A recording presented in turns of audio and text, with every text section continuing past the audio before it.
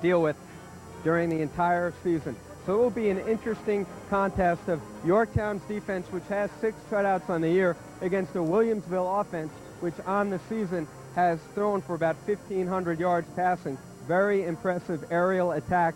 So the Yorktown secondary, led by Don Weiss and Pete Cariello, will be tested like it has not been tested all season long. We do have a late-breaking, developing story, and that is maybe the best player on this Williamsville South team is not dressed, is not in uniform. He is injured. John Melanson, number 1, the starting tailback for the Billies. He's also, more importantly maybe, because I think his tailback position can be replaced.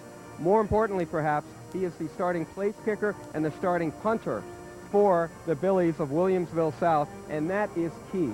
Special teams, kicking, so important in this type of situation. This is a devastating blow to the Williamsville South team. We'll see how they can overcome it. It'll also be very interesting to see what kind of defense these Billies show us this afternoon, and tonight here in the Carrier Dome, they show a 5-0 defense. They occasionally show a 4-6 defense. If they show that kind of defense, though, they'll have a tough task on their hands in stopping Arahima Leach. Yeah, they really will. I mean, if they're going to try and play a 4-man front, a 4-4 or a 4-6, it is going to be a disaster because Yorktown likes to keep it on the ground.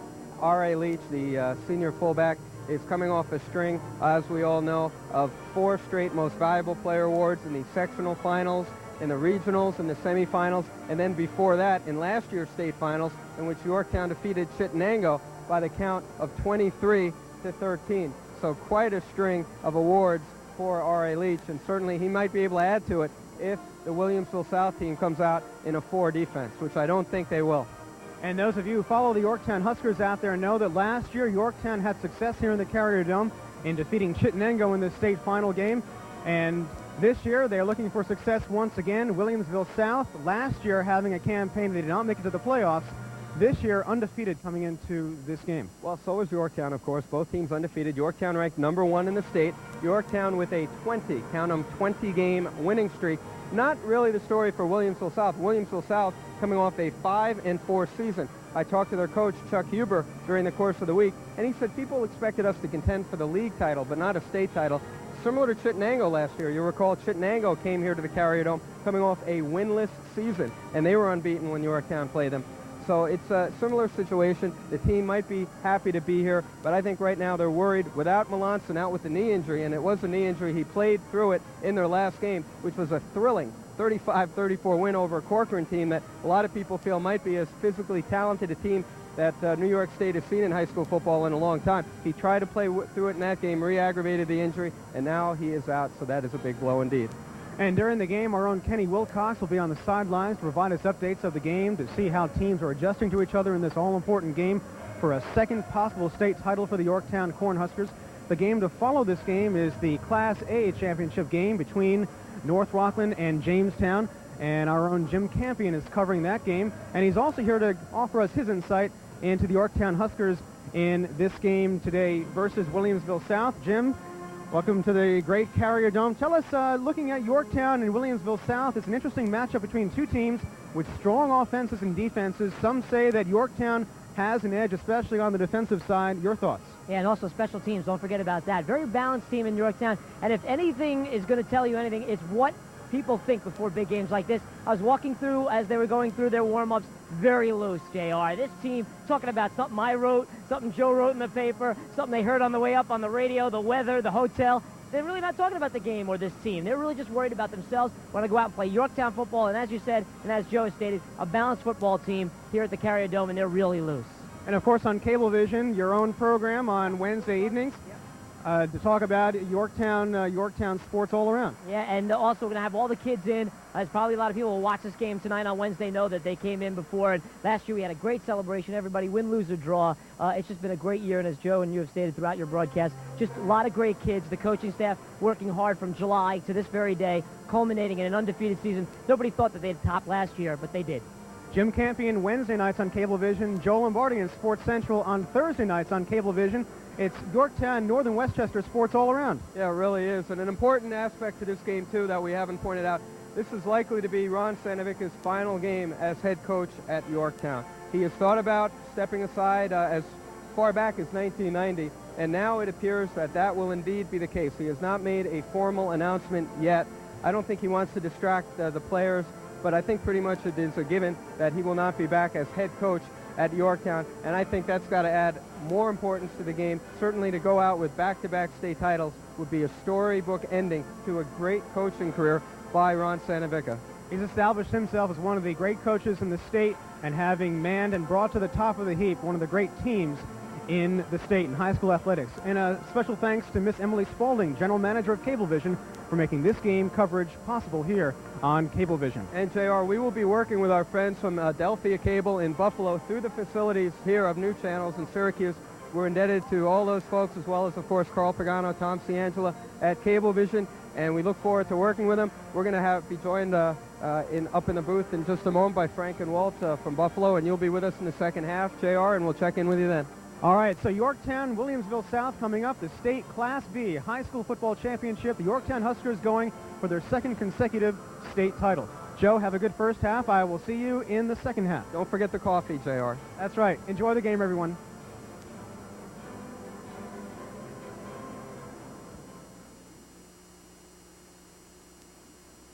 And welcome to the Carrier Dome, the New York State Class B final championship game. Williamsville South is kicking off. Yorktown has elected to receive. The Huskers are in dark uniform in the black shirts and the Raider helmets with Raider emblems, and the Williamsville South Phillies are in the lighter uniforms. Kicking off left to right is Bob Brood, and back to return is Don Weiss and Evan Page. A note on this game, Yorktown is starting 9 seniors on offense, 10 on defense. Williamsville South starts 6 seniors on offense and 4 seniors on defense. It's Weiss from his own 16-yard line up to the 20, 25. He's got a seam. Weiss is going to go. Midfield, 40. One man to beat. It's going to be a touchdown for Yorktown right off the start. Wow. That's an unbelievable start. 88 yards.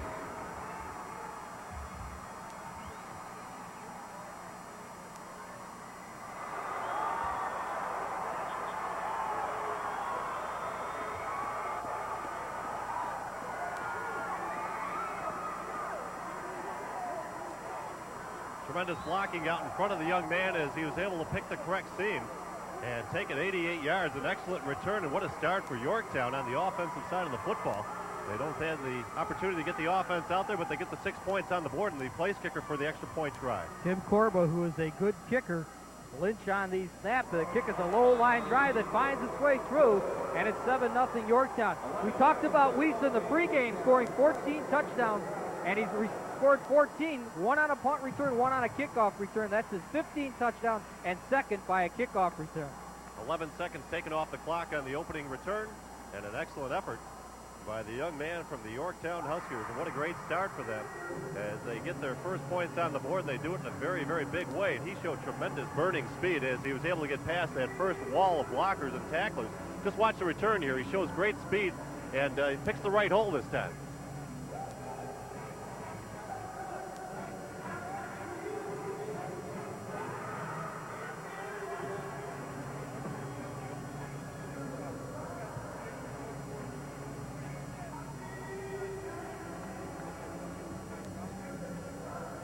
Score. Tremendous effort and a great start, as we said again, to the football game for the Yorktown Huskers. And a supreme confidence builder for them as the Billies may be a little bit jittery on their kickoff coverage. Normally their special teams are outstanding. That time they were not, as they saw a couple of missed tackles on that only opportunity they had to make the play. Well, it'll be Delvin Devon, who's a game breaker, back deep, along with Kelly. And there's the kickoff man. That's John Wolfson. Wolfson to kick it off. That is Kelly, and there is Wolfson. 7-0, and I'll tell you, the key block, it looked like number 32, Rich DeGaulle, near the 20-yard line or 25-yard line, and then Weiss was able to split the defenders and take it all the way. And here comes Kelly at the 15. He's a good return man, and he's hit and dropped right near his 19-yard line. Excellent special team coverage by the Huskers as they are down there to get Kevin Kelly. Williamsville South, the Division IV champs from Section 6, a record of 12-0. They run a multiple offense. They run an I and an option offense, and their quarterback is a senior, Mike Lester, who has had an outstanding season. They've got a very solid offensive line for those of you seeing Williamsville South for the first time. They're a very well-coached team, and the officials talking this over And we have a timeout on the field early. Well, Williamsville South, Frank and Joe, in some shock, they're going to kick this over again, apparently. Looks like they're going to kick this over again. Williamsville South in a little shock here as we're not able to hear each other in the booth. A 7-0 deficit, but they've been in a hole before. Last week losing to Corcoran at one time, 6-0 and 28-21, and trailing twice late in the game. Well, it's a matter of keeping their confidence and keeping it together as they get their kickoff return team back out on the field. They're going to re-kick this one from the 35-yard line, so apparently a 5-yard penalty on the kickoff coverage there by the Yorktown Huskers. There's a good look at Chuck Huber, the head man, and obviously he's got to be a little bit concerned here as his team gives up the opening points of the game on a long kickoff return. A beautiful effort, as we said, by the young man from Yorktown, Don Weiss. Well, it was a great return, Joe, and Weiss is capable of that, and he did it again. Yeah, he really did, and believe it or not, guys, slow starts have plagued Yorktown throughout the course of the season, so this has to be something that Coach Ron Sanovica has to be very pleased about, to return the opening kickoff, and now hope that the team can build on that. Wolfson's kick is high and short at the 19. Kelly, he'll have a better return. 30, 34-yard line. He's gang tackled and thrown down to the turf, and it's number 29 in there, Pete Cariello. I think one key for the Yorktown team, one of their strengths is the fact that a lot of their starters, you'll see them out there on special teams. A lot of teams kind of blow off the special teams. They'll put on the bench players. You saw Pete Cariello, who's a main part of the defense right there, with a very big stop right there on the kickoff return. Well, it took only 11 seconds if you just joined us for Yorktown to take the opening kickoff in for a touchdown. The extra point was converted. Now Williamsville South, Frank, one of the most prolific scoring teams in Western New York schoolboy history. They get the ball for the first time. And up over the ball is the center, Brett Claich. We'll check in with the offense at our first opportunity. The quarterback is Mike Lester under center, and it goes to the second man, Kelly, and Kelly's hit and stopped after a gain of a yard, maybe 2 on the play, and that's it. Kevin Kelly, the backup man for John Melanson, the outstanding tailback, out for this game. And a test for the Williamsville South Billies as we look at their offensive unit. Marvin, Chris Claich, Brett Claich, the center, Chris Daly, the left guard, Bob Rood, the left tackle. And, of course, Mike Lester, 20 touchdowns, 5 interceptions. John Simondera, Kevin Kelly, Delvin Devon, Doug Gecko, great year for him, and Mick Brennan averaging 24.2 yards per catch and 6 touchdowns at the tight end. And it's the option. They've worked this well all year. Lester, a quick pitch to Kelly, and Kelly is hit and dropped near the 41, a gain of 5 yards. It will be 3rd down and short. You see the bread and butter plays there from Williamsville South as they continually try to probe you and find out where your weakness is going to be. This time they tested the outside speed for Yorktown. There's a good look at their defense also. And it's Leach along with Lodwick, Storms, the nose guard, Pansy, and Settenbrino, the defensive tackles. And their linebackers are very good linebackers. And that is Anderson and Lynch. As you see, that's the front line. Anderson and Lynch, the linebackers. Page, Corba, the defensive back. Weiss and Cariello are the safety and strong safety, respectively. 3rd down and 3, and Gecko in motion right. They go to Kelly. Kelly is close to the 1st down yardage. It depends on the spot. And it looks like he is going to get the spot exactly where the football is stopped. No advantage either way. The official's giving us an early indication that it's 4th down. The Billies may ask them for a measurement, though, as the ball is out over the 33-yard line. In fact, almost splitting the 33 and 30, or pardon me, the 43 and 44-yard line. So they are going to say 4th down. They're not even going to get the measurement. And Chuck Huber wants them to measure, but they're not going to get the call. And the Billies are going to go. And they're not even going to consider punting, Joe, in this situation. I think it's a good call right here. I think it's a real good call in a game like this. 4th down and inches. I formation. They need little yardage. Kelly will have the 1st down. He cracks the 45 to the 46-yard line. A gain of 3 more for Kelly, the workhorse here in the early going.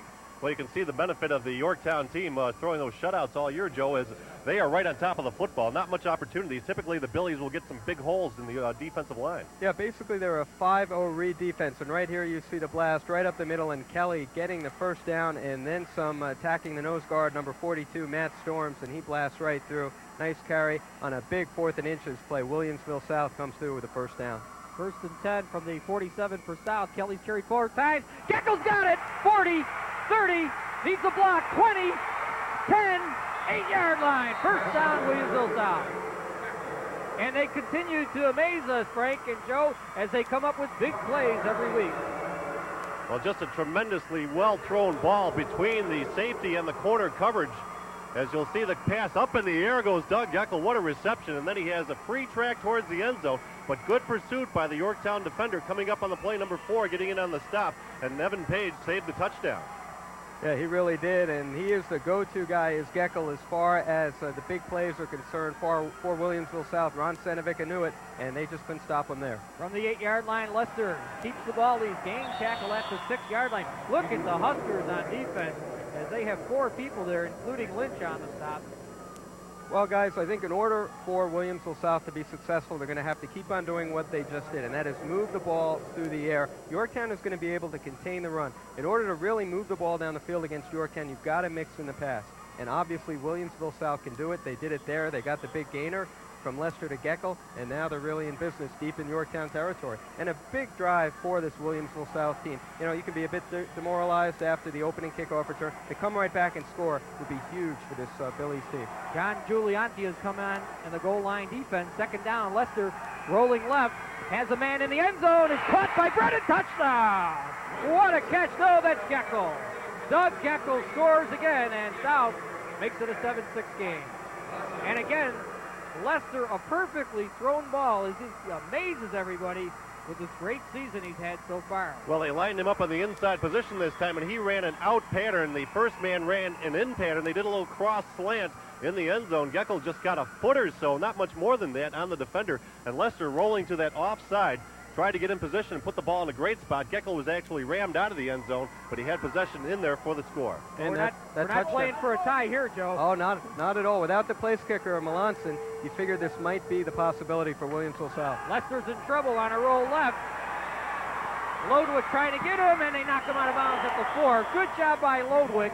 He forced him deep into the backfield, and the try for 2 unsuccessful. And that's the referee, John Aracian, signaling they're no good. But what a start to this game. Well, it goes a 66-yard scoring drive as the Billies started from their own 34, picked up a first down, a key first down on the 4th down. And then, of course, the beautiful pass for 45 yards to Doug Geckel gets them close to the end zone. Then Lester again to Geckel, and the Billies are right back into the football game. Let's watch the 2-point conversion, and good pursuit by number 34.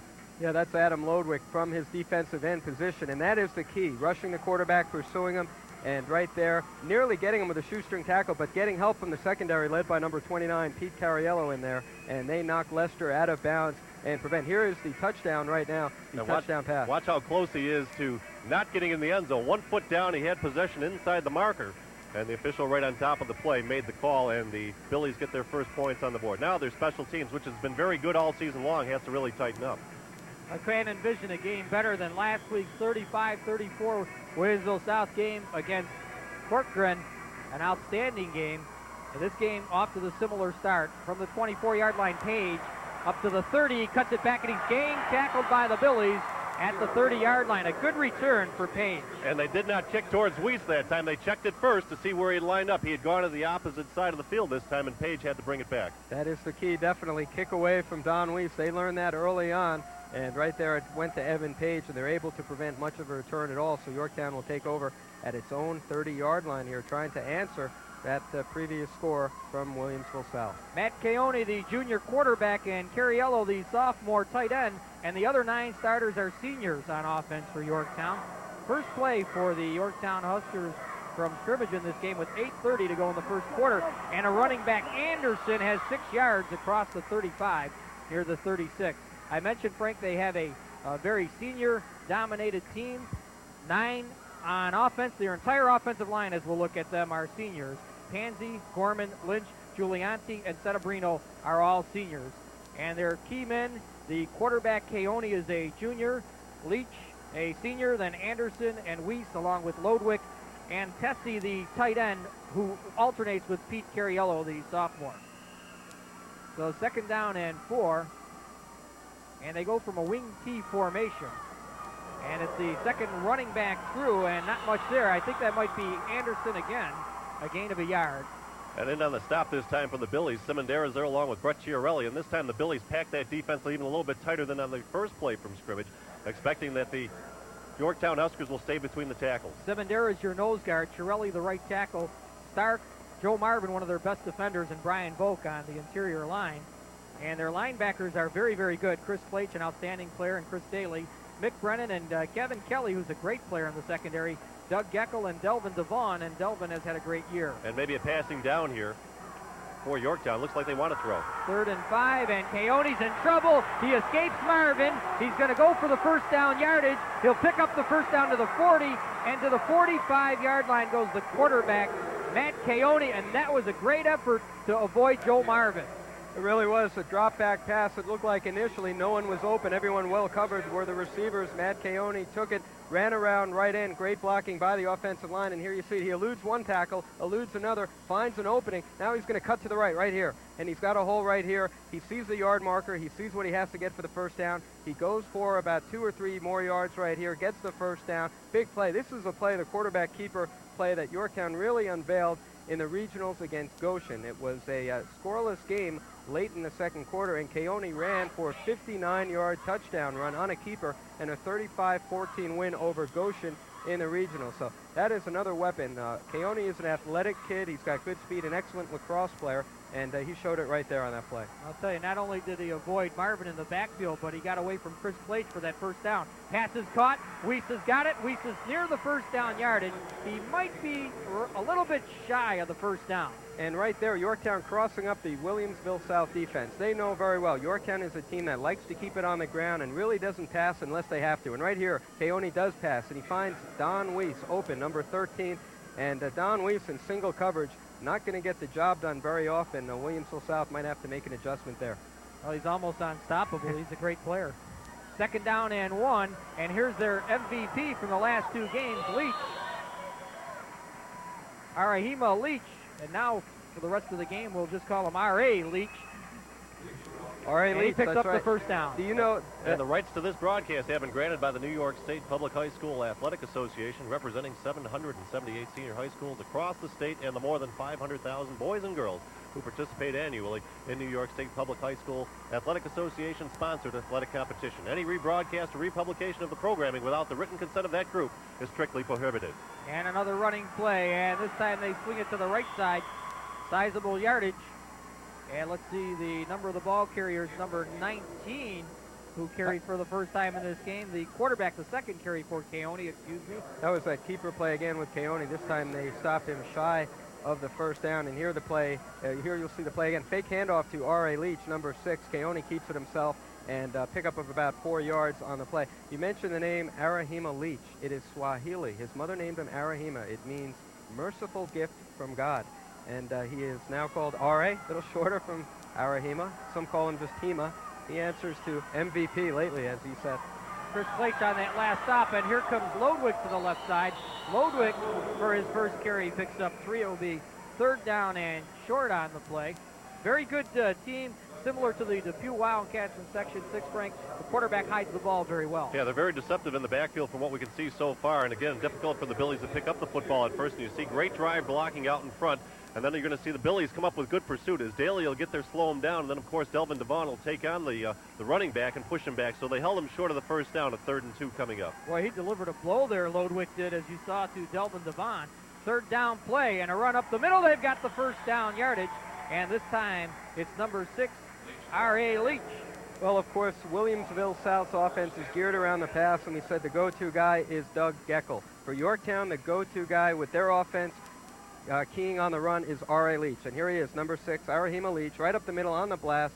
Belly play right there, gets the first down, lunges forward, and he doesn't let them down too much in those short yardage situations. Delvin Devon in on the stop there, and he's being called a few times now to make tackles. That's not the kind of defense the Billies want to play. From the 29-yard line, it's Anderson. A good move. Anderson is near the first down yardage. He'll pick up 9 yards. Even though Yorktown likes to keep it on the ground, they have so many different weapons with Leach at fullback, Anderson right there, number 3, and Lodwick, who had the previous carry a couple plays ago on the sweep, number 34. And right here, you see Robert Anderson on the sweep, cutting to the outside. Then he sees an opening inside, cuts right back toward the middle. And nice pickup there for the senior, number 3, Robert Anderson. And the last 5 yards or so of that 9-yard carry, really a lot of it on his own effort. Good balance shown by the running back. 2nd and 1. The Billies are missing quite a few tackles. Here he here is. comes Lodwick for the end zone. Lodwick is going to break a tackle and score. Touchdown. And we have seen a lot of offense here in the first opening minutes of this game. That's the key, Frank, distributing the ball. R.A. Leach with a couple of big runs there on that drive, and Adam Lodwick, only his second carry on that long ball control drive, finishing it off with the touchdown. And that is what Yorktown likes to do. Go on these drives where they chew up the clock, keep the ball on the ground, and finish it off with a score, preferably, obviously, a touchdown. They did it right there, and Adam Lodwick, number 34, gets the score for the Huskers. And they're doing the best thing possible, Frank, keeping the ball away from Williamsville South's offense. Here's a try for extra point by Tim Corba. Lynch will center it, and Weiss will put it down, and the kick is up, and a low line drive is no good. So a key play in this game, Corba fails on the extra point. And just to mention about Williamsville South, the reason why they went for 2 points is because Melanson's their regular kicker. He's hurt. Frank and Joe, they'll probably try for 2 all day. I would think so. They don't have the confidence in Rue to do the kicking, and possibly Gonzalez.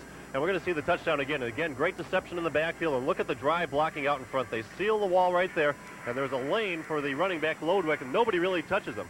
A little bit of a gasp there by Delvin Devon one more time. Again, we're calling his name, and that's not good defense for the Billies when your right cornerback is getting the opportunity to make the tackle. So Lodwick, he tees it up and fires it home. There it is, the 19-yard run for Adam Lodwick, capping a 10-play, 70-yard march for the Huskers. But the big miss by Tim Corba there, the extra point, and that certainly is going to play into things here. And Adam Lodwick, known for his rituals in the end zone, right there's the home run swing, and that's the first. He's done the Nesty plunge, he has done the duck walk, and right there the home run swing, I guess you could call it. And he's a very fiery kid. He says he leaves it all on the field. He respects his opponents, but some consider him to be maybe a little bit too flashy. Well, just an awesome running game this season for the Yorktown Huskers, with Leach, Lodwick, Anderson, and Weiss compiling great stats. And here's the kickoff by Josh Wolfson. And it's going to be picked up by Delvin Devon at the 22. He fumbles the football. It's on the turf. And let's wait for the official signal. I believe they ruled him down. Apparently, it's still Williamsville South ball. Well, if they ruled him down, they would have marked him back a little bit further. I think they allowed that fumble to go, but I think another Billy came up with the football, number 5 on the coverage for Williamsville South. Ken Lorenz, I believe, came up with the ball. And you are absolutely correct. A big break for South here. Delvin Devon just lost it right there. It is a fumble. Bounced up out of his hands, and we're going to see number 5, Lorenz, dive right back into the play and come up with the football. So it's going to be spotted at the 28. The Billies again with a long drive ahead of them. And a big break there for Williamsville South. Against Yorktown, you've really got to limit your mistakes, and that could have been deadly right there to hand the ball over to them deep in their own territory. 1st and 10 for Williamsville South.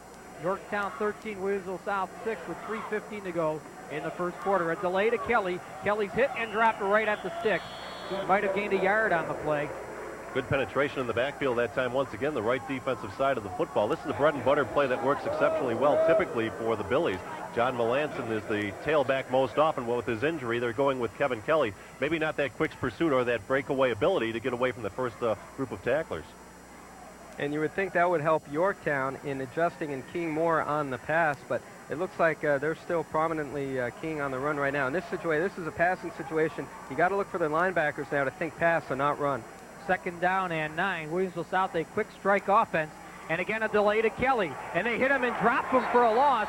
Anderson in on the stop along with help from his teammates. A loss of 2 yards on the play. Kevin Kelly held in check thus far in this football game. 6 carries unofficially for 10 yards. Good stop in the backfield once again. And right here, we're going to see the play and draw play as Lester dropping back to pass, gives it to Kelly, and R.A. Leach from his defensive end position making the initial hit, then Robert Anderson coming along and a whole gang of Yorktown defenders. Now it's a 3rd and very long and an obvious passing situation. And, of course, you got to be wary of the interception, too, here if you're Williamsville South, deep in your own end. 3rd and 12, and Lester's going to throw the long ball for Geckel, and he's well too long on that pass. Overthrew him by a good 5 yards. Geckel can make that reception if the ball's near him. Geckel with good size for a junior wide receiver at 6'1", 175 pounds. He has exceptional leaping ability, and he's been known to take the ball away from a defender by going up and getting it in those high throws. And the punting unit on it looks like that's Volkin to punt. Number 42, Brian Volk, is going to handle the punting duties. Weiss is back near his 45-yard line. Volk, a nice-looking kick here, high and deep, and it's caught. A good catch by Weiss near his 43-yard line. That's not an easy catch, especially these kids aren't used to playing here. Exactly. In the dome, maybe a little different lighting situation than they're accustomed to, and he caught that on his hands more than into his midsection. and always a chance to drop it. To try and get used to playing under the lights and playing on the AstroTurf, even though they've done it the last 2 weeks in Kingston at Deed Stadium in the semifinals and regionals. Yorktown practicing this week up at West Point at the U.S. Military Academy under the lights on Wednesday night to try and get a little work in under those lights. 1:48 to go in the first quarter. An exciting quarter. Yorktown 13, Williamsville South 6. Frank, it looks like another high-scoring game here. Williamsville South looks like they're having trouble stopping the Yorktown offensive unit, and certainly they can pass the ball, South. Well, Yorktown makes no bones about it from what we can see in this first quarter. They're going to just keep running right at you with their bread and butter plays. I don't see anything exotic except maybe that one pass, and I think the wide receiver called the play for the quarterback on that one. Keone's going to pass. Throws out here, incomplete, intended for his tight end. A rare pass intended for Tessie. Well, I think the key so far, this is the second time Yorktown has thrown on first down, and obviously Williamsville South not looking for the pass on first down, and when they mix it in, they can be successful. Right here, Tessie looked like he was open, but the ball just overthrown. Yeah, not a very good throw and pass. You see the wobble on it. Maybe the quarterback, Keone, saw the pressure coming at his feet a little bit, got a little jittery, and maybe threw it just a bit early. I'll tell you, lucky for them that he did throw that ball away, because Kelly was in the neighborhood. He's got great reactions. He's carried 2 back for touchdowns already this year. Second man through, and that is Leach, the fullback, and Leach has very good yardage up near the 48-yard line. And John Simondera in on the stop that time for the Billies, and what we saw on the tackle there by Simondera is he was tackling him from behind. Not even a head-up straight-on hit. He had to chase him to get the play. Watch Simondera grab from behind right there and hang on. Again, excellent blocking up front. Gain of 6 yards. They spotted at the 49-yard line. Key play here, Joe, for the Huskers. And we look at Paul Paradiso, one of the assistants, and Chuck Huber, the head coach at Williamsville. They got the quarterback. He makes a yard to midfield. Keone is under tackle, and remember, it was Keone on the last drive on that terrific third down run that kept that drive alive. Now, for the benefit of our viewers, Joe, here we are in a 4th down situation up around midfield. Their defense has shut out just about everybody all year long. Do they ever fake a punt? No, I haven't seen them run the fake punt. They've tried the fake kick on the point after. But right here, with a 13-6 lead, I think they feel that their defense can hold them here, get them hemmed in deep in their own territory, then maybe get the ball back to start the second quarter. They're going to punt here, and Josh Wilson has done an outstanding job. You see him right there, number 21, punting for the Yorktown Huskers. He doesn't play on offense or defense. This is all he does is punt. And their place kicker, of course, Tim Corba. And right there, the assistant coach, you see Jim Deans, one of an array of Yorktown assistants. And Ron Senevecki, you see him there with a white hat and the green and black windbreaker. He credits his assistants for everything. He's talking to Paul Paradiso right now, one of his who's been with him all 8 years at Yorktown. And the punting unit is on. Josh Wolfson is into punt it. They move a little bit at the line. Lynch will try and center it. They try to suck in the defense and get a penalty. And if it was called, they'd get a first down out of it. And Kelly just missed the block, and he does that all season. The ball is caught, and a tough catch, and immediately under tackle is Andy Whitney. And I'll tell you what, Kelly came that close, boy. He was right there for the block. Well, it's a question of how he missed the ball. He seemed to have a great beat on it. He had the right positioning, put his body out in front of the leg of the kicker, and the extension, he should have had the football. Very, very close right there. And Wilson just able to get a punt away. Looking at some of the fans here making the trip from Buffalo, about a 3-hour ride, and from the Yorktown area, about a 4-hour trip. And here it is again. Well, we'll just watch Kelly get the extension. And how did he miss the football? Really? How did he? Wow. Just on top of it, and the kicker fortunate to get the football away. Sometimes kickers panic when you see that pressure coming. Yorktown from Westchester County, about a half hour to 45 minutes outside of New York City, leading 13-6. Kelly, the second man through, good yardage up near the 26. That will be the final play of the half. In Williamsville South, from the Buffalo area, a suburb in Williamsville, New York, from Section 6. And that's the end of the first quarter, guys. A great first quarter. Really was a lot of action, and we hope we get more in the remaining 3 quarters, but an exciting first quarter play. Well, stick around. You want to watch all 4 quarters and maybe an overtime game here. This is an exciting contest. It's early at the end of 1. It's Yorktown 13, Williamsville South 6.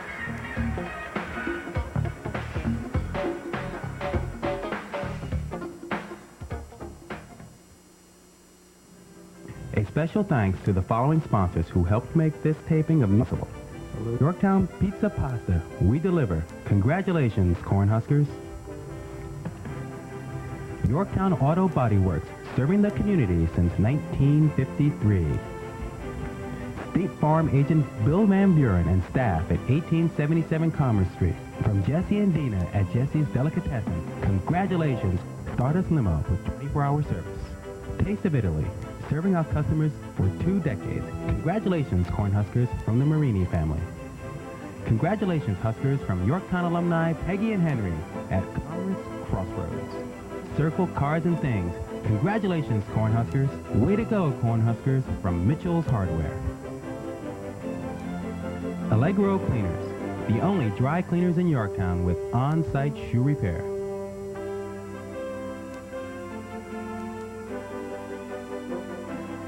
Ron's Napa, when you need auto parts.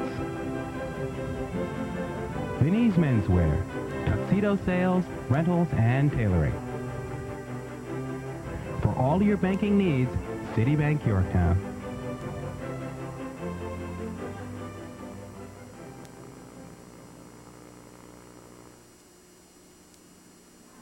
From the Carrier Dome, the start of the second quarter, and it's Yorktown 13, Williamsville South 6. I'm Walter John Sears along with Joe Lombardi and Frank Stewart. J.R. Whalen will be bringing you the second half play-by-play. We're all here at the Carrier Dome. There's a run for Williamsville South. Short yardage. It will be third and very short. They continue to pound Kevin Kelly, and this is interesting because he was a substitute back, Joe and Frank, during the year.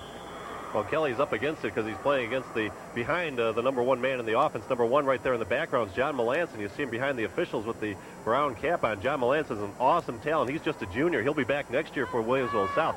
But Kevin Kelly's got his work cut out for him this afternoon. And well, they're going to say first down on the carry, so a good play for Kevin Kelly getting the yard. And there's only one reason why Kevin Kelly's not a starter, and that's John Melanson. And it's very tough to take a guy out of the lineup, Walt, who set single season marks for yardage, 1,423, and touchdowns, 20. That's a crushing blow because it's so important for them to mix in the run with the pass, just like Yorktown mixing the pass with the run, and Kelly doing a pretty good job so far. First down from the 30-yard line. A fake to Semendera. Here comes Kelly. Flag is down. 2 flags are down. He's up to the 35-yard line. Looks like we're going to get a hold on the offensive line. Well, what you get when you have Kelly in for Melanson, Williamsville South loses their quick strike offense on the ground. John Melanson has scored 20 touchdowns this year. He can score from any point on the field, Joe, in a blink of an eyelash. Kelly's quick, but he does not maintain that type of speed that Melanson has.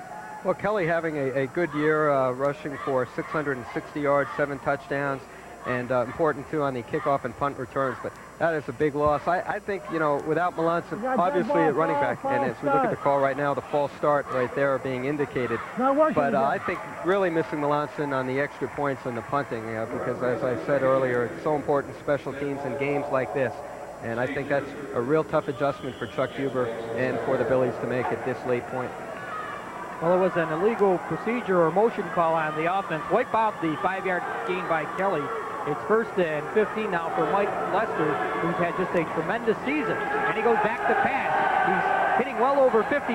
He's got Gecko, 40, 45, 47-yard line. They are just a tough combination for the high school level.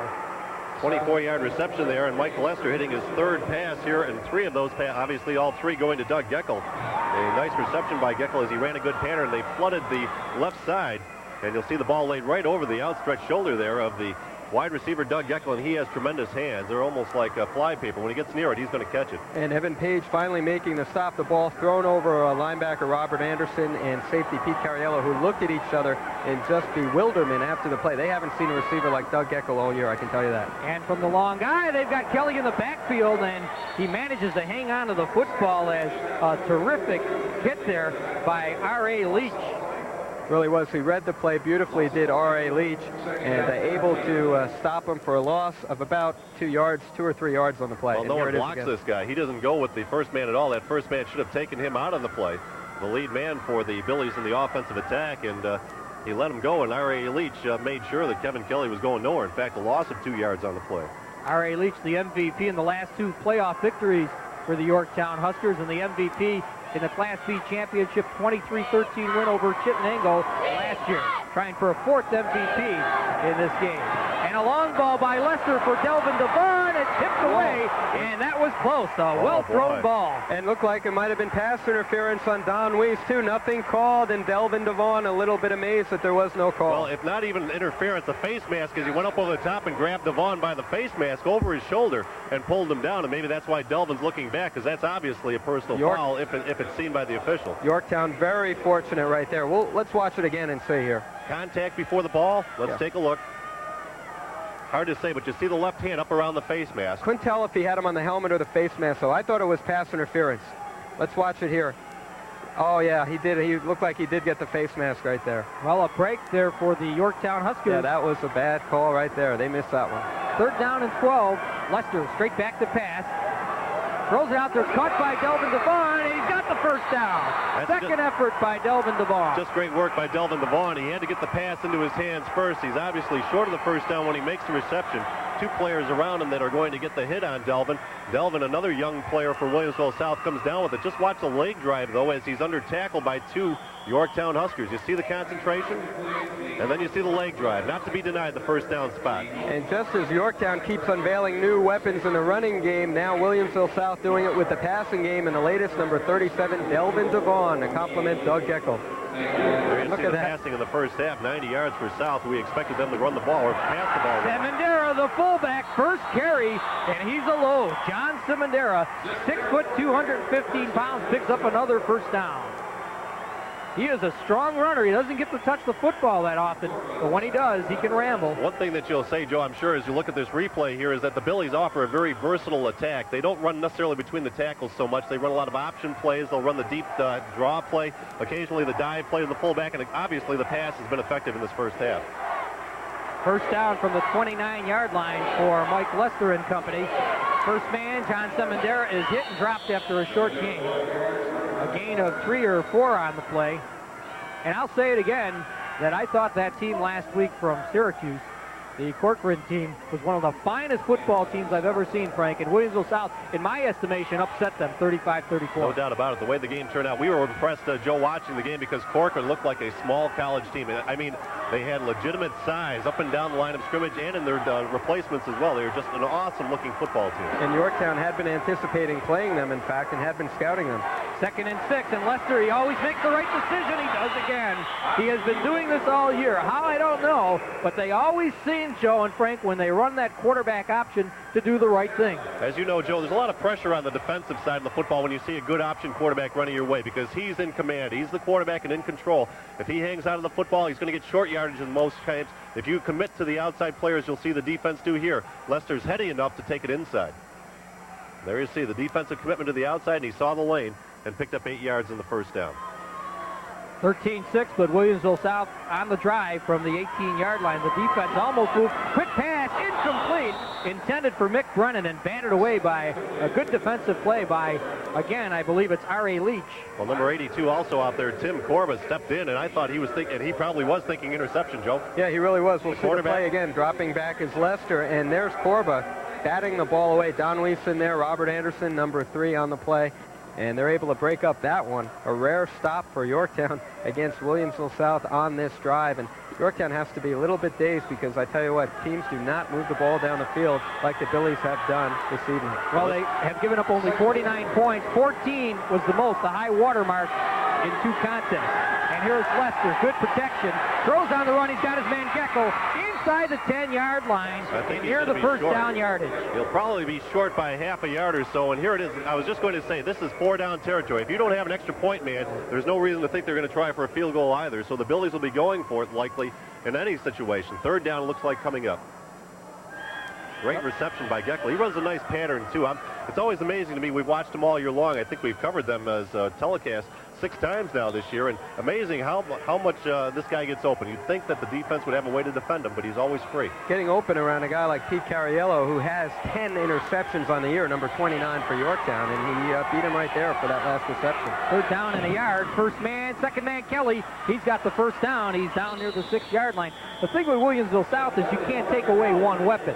And with Melanson, and they had an awesome offense, because Brennan, their tight end, Joe, if you see him in the open field, he can pick him up and put him down. He's quick. Delvin Devon's quick. They've got a lot of weapons. Good drive block out in front. You see Simondera, the lead blocker that time, kind of blow that hole open. Although it closed quickly with the stop made by Sedembrino, still enough forward progress to get the first down to the 7, it looks like, 1st and goal. Or check that, 3rd down and a yard, they're saying. No, he picked up the first down. He should have it. Certain on that spot. It's just a matter of pulling those chains out. Well, what are the officials going to mark here? They're going to bring it out on the field to test it. And you know, no team has scored more than 1 touchdown in the first half against Yorktown this year. It hasn't happened since last season. Yorktown, of course, with 6 shutouts on the year, so this is a little bit shocking to them. Well, it isn't. The corporate team last week had a great defense, great team. Williamsville South is just an outstanding football team, as is Yorktown, as is Corcoran. When these teams get together, you're going to see things you don't see during the regular season, Joe and Frank, because they're that good. They are, and we're in the state championship, and we're enjoying this one because it has been... We saw an 88-yard kickoff return on the opening play of the game. That was exciting. You're going to see a lot more points before this game is over, we suspect. Lester to pass. He's in trouble now. He rolls out. He's going to run it. Throw on the run. Incomplete. He had a man wide open there, Mick Brennan. But he was on the dead run right there, and I think he was just lucky to get rid of the ball right there. Check that. I think he was very close to the line of scrimmage when he released the pass. He was really running for his life. Check the 7-yard line. That's where he has to get rid of the football. Is he at the 10 now, and he gets it at about the 9 or 8-yard line, and he has the man Brennan open, but obviously kind of a broken play there for Mike Lester. And on the dead run, tough to connect with him right there for Lester. But he did prevent the sack as Leach, number 6, is in hot pursuit of him on the play. That's a play he can make, though. He's a very good passer on the run. But that maybe was asking a little bit too much. 2nd down play. Quarterback keeper, they've got him near the 4-yard line. A good stick on defense there by number 29, Cariello. And Cariello coming in from his safety spot and taking down Lester. And now bring up a 3rd down play here. Big 3rd and goal from the 4. You see the defense. Leach staying right with them. And Leach forces him to cut back inside maybe a little bit more than he wanted to. And the pursuit by the inside linebacker was able to cover. Like you said, 2-down territory, Frank. So we'll see what they come up with here. Here's where they might miss Melanson and his 20 touchdowns. And it's Lester running the option. Pitch to Kelly, who walks in for the end zone and a touchdown. He didn't exactly walk the last yard, but he was going to score it. You got the general idea. Well, he launched his body at the last second. The defender with the last opportunity to make the stop came up and tried to keep him out. But Kelly, that was a nicely designed play. You run right, and then you come left with the same play and string both sides of the defense out a little bit more. And an 80-yard, 16-play drive. 16 plays, chewing up the clock. We've got 7:27 to go now in the 2nd quarter. That really chewed up a lot of clock. And late changes into the huddle. They may have to call a timeout. Otherwise, they risk getting a 5-yard penalty for delay of the game. And that's very big on the 2-point conversion try. That penalty would be. Normally on the extra point, not that important, but without Melanson, that would be big here. Well, they have to get it away very quickly from the 3-yard line. This is for the lead. They're down a point, 13-12. A handoff to Kelly. They've got him stopped in the backfield, and he is met by a solid wall. Cariello right there, along with help from his teammates. And they again stop Williamsville South on the 2-point try. But that's frightening, Joe, when a team keeps going for 2. Yeah.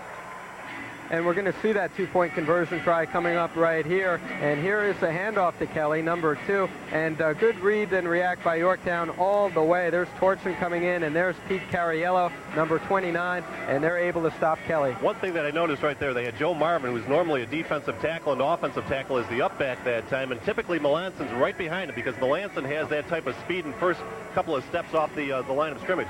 Kelly not that quick to the line of scrimmage. The players got around him. And you watch Joe Marvin. Joe Marvin's already heading towards the end zone. In fact, he probably drives his man into the end zone, but Kelly couldn't stay with him. Just watch. There's Simondera. This is a touchdown. With the block. This is the wide pitch, and watch Kelly as he has one man to beat from the 5-yard line. A little bit of a shake right there, and he dives into the end zone. Now, he was actually hit almost as he was in the end zone. Into the end zone. We're going to take another look at this, a second look at the touchdown. And again, good hands for the quarterback, Mike Lester, running it to the left side, and he flips it out nicely. And there you see the tackler coming up the goal line. My mistake, as you see, he's into the end zone very comfortably with the score. And Corey Tuchin, as you mentioned, he was the guy that made the initial hit that stopped the conversion attempt. Normally not a starter for Yorktown. Well, he came off the bench to make that play. Here's Weiss. He's dangerous. 20. This time they hem him in and take him under tackle at the 24-yard line. So the Billies do a good job of gang tackling Weiss, who has already returned a kickoff for a touchdown. If you're going to kick the ball toward Don Weiss, and if he has a shot at getting it, you better know where he is and form a wall. And that is exactly what the Billies did right there, preventing any type of return at all on that kickoff for Don Weiss and the Yorktown Huskers.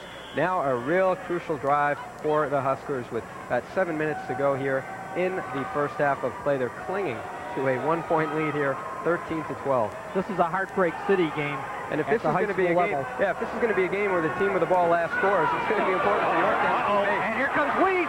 One man to beat. He couldn't do it as Delvin Devon snuck up on him and took him under tackle at the 37-yard line, a gain of 12 and another first down. And maybe Don Weiss snuck up on Williamsville South too. They rotate him between split end and halfback, and right here he does get the carry. Here's the handoff to Don Weiss. Weiss finds a hole. Good blocking again by the offensive line, and once he has a hole, he's very tough to bring down. Fortunately for the Billies, Delvin Devon standing right there and able to tackle Don Weiss. I don't know if Delvin made the great stop. He kind of ran into him. Yeah. It's kind of an accidental play. First down play, and Leach is hit and dropped after a gain of a couple on that last play. John Giulianti really did a good job, and their offensive line, all seniors, Giulianti, Pansy, Lynch, Settembrino, and Gorman, along with Andy Devine off the bench, all doing a good job. 16 yards unofficially and 4 carries for that big guy in the backfield. Another thing I like about their team, Frank and Joe, is their helmets. They wear the Raider helmets. It gives them the toughness. When Ron Senevica took over 8 years ago, the school colors were green and white. He changed the football uniforms around. You can see the Raider colors and the insignia. They've got Lodwick for a loss. He's dragged down. Excellent penetration by Williamsville South. Daly's in there along with Semendera, who made the first hit. Loss of a couple of yards on the play, and that's the first time that we've really seen a little bit more penetration in the backfield where the Billies were able to stymie a play on the quarterback handoff. Typically, the quarterback's been able to make a play fake and then the handoff, as you see there. Running right into the play is Semendera and getting some help from Stark and, of course, Chris Daly. They're all in there bringing down Adam Lodwick. Third and long here, Joe. Is this a passing down again for them? Well, the only thing here is sometimes they're hesitant to worry of the interception. They might try a draw play in a situation like this. We'll see. Keone hitting at 58%. He's hit as he throws, and it's incomplete. Oh, they blitzed Brian Volk. They had that set up for Weiss. Excellent penetration again by the Billies. Number 42 in on the pressure that time. Brian Volk, a junior, came in hard from the right linebacker position, and he really put a lot of pressure, and in fact, he probably prevented the pass from being complete because he forced Keone to throw it just a little bit off balance on the release. You see the pressure. I don't know if he sees it, but right there, that's caused the early release. He may not have seen it, but he did feel it, and as soon as he felt an arm around his waist, he got rid of the football. And Weiss had a lot of blockers in front of him, and he has that burning speed. He could have taken that a long way. That arm belonging to Brian Volk, of course, number 42 on that play, and Josh Wilson coming back out. After that close near punt block earlier, you see a little adjustment on the set there by the offense. And they took too much time, apparently. Let's see. Yes, they did. And officials timeout. No, too much time. Delay of the game on the offense. And that's just because of that adjustment that they had to make. The offensive line was talking to each other as they came to the line. As we look at Ron Senevica, the Yorktown coach, in his 8th year, very likely to be his final game at Yorktown this evening. He has not publicly announced it yet, but he has contemplated retirement, and that is likely to be the case. Would like to go out with back-to-back state titles, obviously. Almost blocked again. Wolfson just gets it off. Whitney fumbles the ball at the 38, picks it back up and is creamed at the 40-yard line. And I was talking to Ron Santavica during the week, a nice gentleman. I thought I met him, but I met Paul Paradiso, Frank. Well, we said good luck, Ron. The head coach, he said he acknowledged it. Well, you know, Ron Senevica says the assistants do all the work anyway, so, you know, you can talk to any of the assistants and get a good feel for this Yorktown team. Of course, Paul Paradiso has been with Senevica for all 8 years. Well, before the game, Joe, we were standing on the sidelines waiting to do the introduction of this contest, and we were talking to Paul, and he had us cooked. Oh, he ate it up, too. He's been waiting a long time for that opportunity, I bet, too. Jim Costello, Jimmy Deans, Rando Gladding, some of the other people on the staff for Yorktown. Lester's pass is picked off, an ill-advised pass, and it's intercepted by the Huskers, and it's Lodwick, number 34. He refuses to go down, and he finally does at the 44. That's a big break. A real big play in the game. Adam Lodwick coming away with the interception, number 34. Yorktown coming into the game forcing 29 turnovers. And they get another one here. Here you see Lester dropping back to pass, and from his defensive end position, Lodwick picking it off. Lodwick had the play smelled out. They must have watched some film or something to see that play laid out, because you saw Kelly to the right side. It's an easy dump pass and maybe 6 or 7 yards. Kevin Kelly on the play. In fact, they may be even thinking about a hook and ladder type play there, although I'd be surprised to try and risk something like that in this football game when you're down by a point. Well, they'd like to keep the lead in the halftime and pad it. And there's a running play up the gut near the 40-yard line. They continue to pound away with their fullback, Leach. R.A. Leach. The Billies, I believe, squandered a great opportunity. You get the ball at your own 40-yard line. You've got about 5 minutes remaining here in the first half. A chance to push the ball upfield a little bit. They got a little bit greedy, maybe. Went to the well one time too many on that slant pass by the tight end. At the same time, though, you look at the way Williamsville South throws the football, Frank, and you know there's got to be at least 1 or 2 interceptions in the game. It's just a question of when they come and where. That's not maybe too bad a spot if this is the only one they get. Rushes on. Coyote throws. It's complete, intended for Lodwick, and again, it's Volk. Level. He is really creamed by Volk. And Lodwick was out there. He was open. Right here at Williamsville South, the problem for Yorktown the last couple of drives, the passes have come in obvious passing situations and a lot of pressure on Matt Keone, and you saw it right there, and he just had to throw the ball over way away from Adam Lodwick, the intended receiver. And it's a little bit different for their offense to be throwing on second down here, Joe, on second down and a long 7 from the 40-yard line of your opposition. Well, the Billies appear to have committed at least 7 guys to the defensive line now. They're really obviously setting up 6 men right on the line of scrimmage looking to stop the run. 3rd and 7, they run it to Leach, and they stop him for a gain of a yard, and that's it. Hey, we'd like to congratulate, as the punting unit should come on, 2 championship teams. Cal Mumford won the Class D state title, defeating Rensselaer 36-20, and Walton defeated Hudson in Class C 28-18. So 2 champions already crowned. The Billies not sending anybody back deep to return this punt. They're anticipating a possible fake. Now they drop Geckel back late. And the punter gets it away, and a fair catch called for him, taken by Geckel, a heads-up play at the 16-yard line. We always like that, Joe. I'm not sure what they do that much out where you play. We hate to see the young men back on the return. Let that ball bounce and bounce and bounce. Absolutely. In fact, in one game, Yorktown, by the way, not able to come away with a score on the last 4 possessions, so that's a little note there for you. And also of note, when you talk about we're talking about the kickoffs and punt returns, in one game, a big playoff game, on a kickoff, a player on the team receiving failed. None of them touched the football, and the other team recovered it. I mean, that's a cardinal sin. Now, Mike Lester on the last possession threw only his 6th interception of the year. Semendera breaking tackles out to the 25, a gain of 8. I want to give you the game officials here. John Aracian is the referee, the umpire Bob Castellanos, and the linesman Greg Hamilton, the line judge Carol Aracian, and back judge Nero Jones. Ron Witherspoon is the substitute. They do a good job. And there you see the officials, and they have a different group each game, Frank. Yeah, and they're selected from all positions across the state, so you get the very best officiating in the state for these state championships. 2nd down and 2, and a running play, 1st down and more. Here's Kelly. He splits it. He's fast. He might go. 30. 1 man to beat. Weiss is going to catch him from behind, and he's not dragging him down to the 5-yard line. Kelly with surprising speed. A 70-yard run there for Kevin Kelly. Wow. Don Weiss able to catch up with him. Don Weiss with that 4.4 speed in the 40, but Williamsville South closing in here. That's a great hole up the middle. Again, a bread and butter play. They had the defense stretched out a little bit more with wide option plays by Mike Lester. I like the super effort by the defender this time to chase him down. Kelly has good speed. He doesn't have Melanson speed, but Kelly's quick. And Kelly, he's so strong, he's not thinking about going down at the 5-yard line. He wants to carry that tackler into the end zone. Kelly with 94 yards so far in the game. He said he's an able replacement. He's done a great job. Semendera looking for the end zone, will not get there. He's down near the 2-yard line. Ball might have popped free, a gain of 2. He's on top of the football. There's 2:19 to go in the first half, and guys, you're going to have a great second half. Play-by-play man will be J.R. Whalen. This is going to be a terrific game. Might go right down to the final play. Tell you what, see a lot of the fans from Williamsville looking up here in the booth, looking at our monitors, checking out that last run by Kelly. It's been a great game that you don't only want to watch on the field, but catch it on the monitors and see the replays, and it's been an exciting one so far. Ball spotted at the 3-yard line. The offensive line must do its job for South. Here's the option play. This is dangerous, and that's why.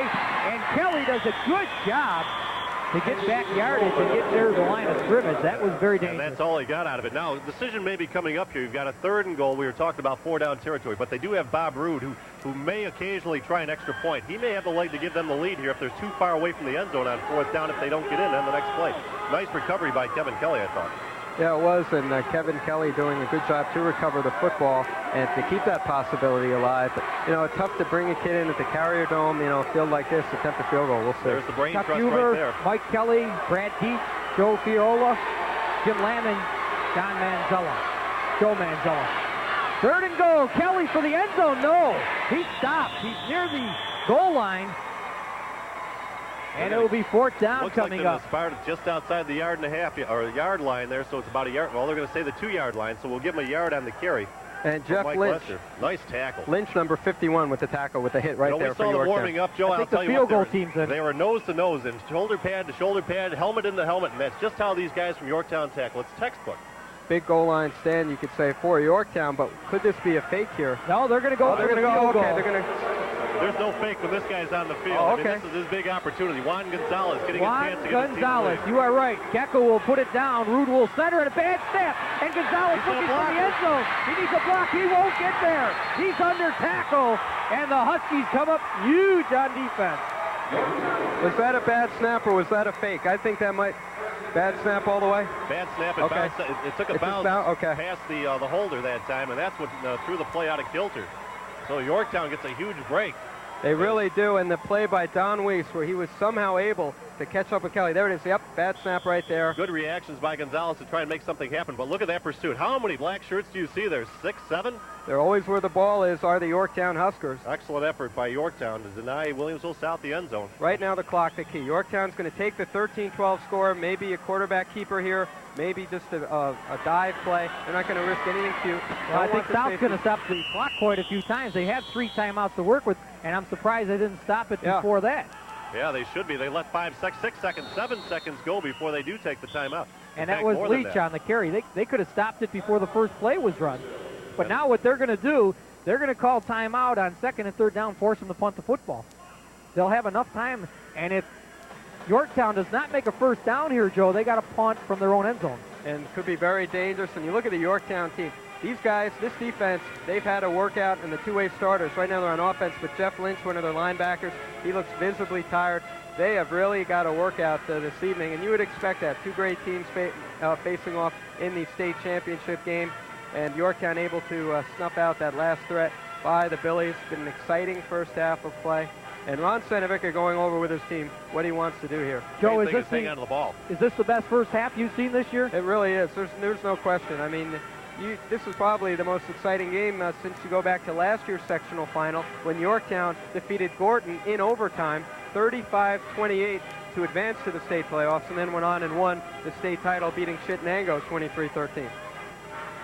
And look at the Billy's cheerleaders, Walt. We promised them that we'd get a little bit of airtime for these young ladies. They've worked hard. This is their 13th game of the year. An awful lot of practice on their part. Get ready for this one. Believe it or not, with our local broadcast on Adelphia Cable Sports, this is the 7th time we've had Williamsville South on, but 5 were in the playoffs. They just happen to win week after week. Similar to us with Yorktown at Cablevision. I got to tell you, bad move there, and a little indecision by the coach there, Chuck Huber, and his staff in calling that timeout. They wasted 10 seconds. And they stop Leach again for minimal yardage. Well, maybe not. I'll tell you why he might have done it. If he calls timeout before the first play's run with 58 seconds, they might be able to run the clock out on the 4th down play. Now they can't. Now they cannot. If they stop them on 3rd down, call a timeout, they have to run the 4th down play.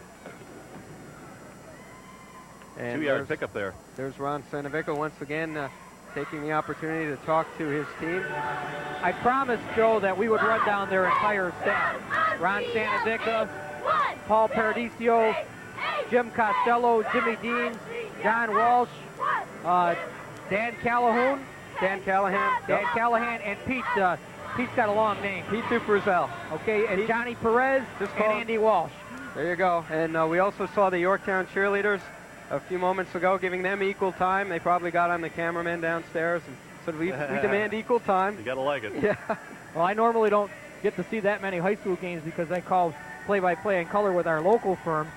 The second half, Frank Stewart, along with Joe Lombardi is going to join J.R. Whalen for all the exciting action, and it is going to be a great game. Don't go away.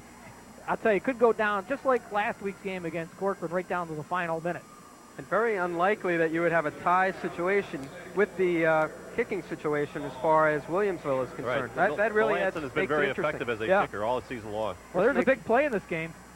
Third down play with 21 seconds to go, and they have a timeout. If they stop him here, they force him to punt.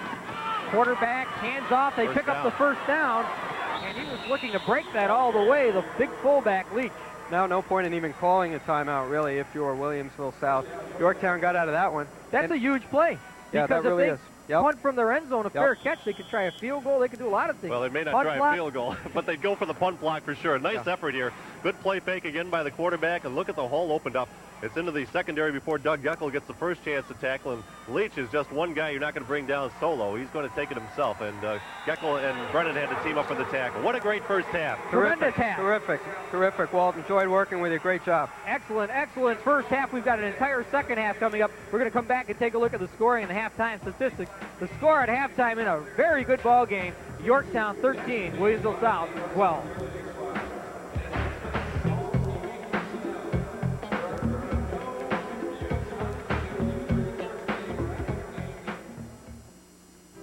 A special thanks to the following sponsors who helped make this taping of New York State football finals possible. Yorktown Pizza Pasta, we deliver. Congratulations, Cornhuskers. Yorktown Auto Body Works, serving the community since 1953. State Farm agent Bill Van Buren and staff at 1877 Commerce Street. From Jesse and Dina at Jesse's Delicatessen, congratulations, Stardust Limo with 24-hour service. Taste of Italy, serving our customers for 2 decades. Congratulations, Cornhuskers, from the Marini family. Congratulations, Huskers, from Yorktown alumni Peggy and Henry at Commerce Crossroads. Circle Cards and Things. Congratulations, Cornhuskers. Way to go, Cornhuskers, from Mitchell's Hardware. Allegro Cleaners, the only dry cleaners in Yorktown with on-site shoe repair.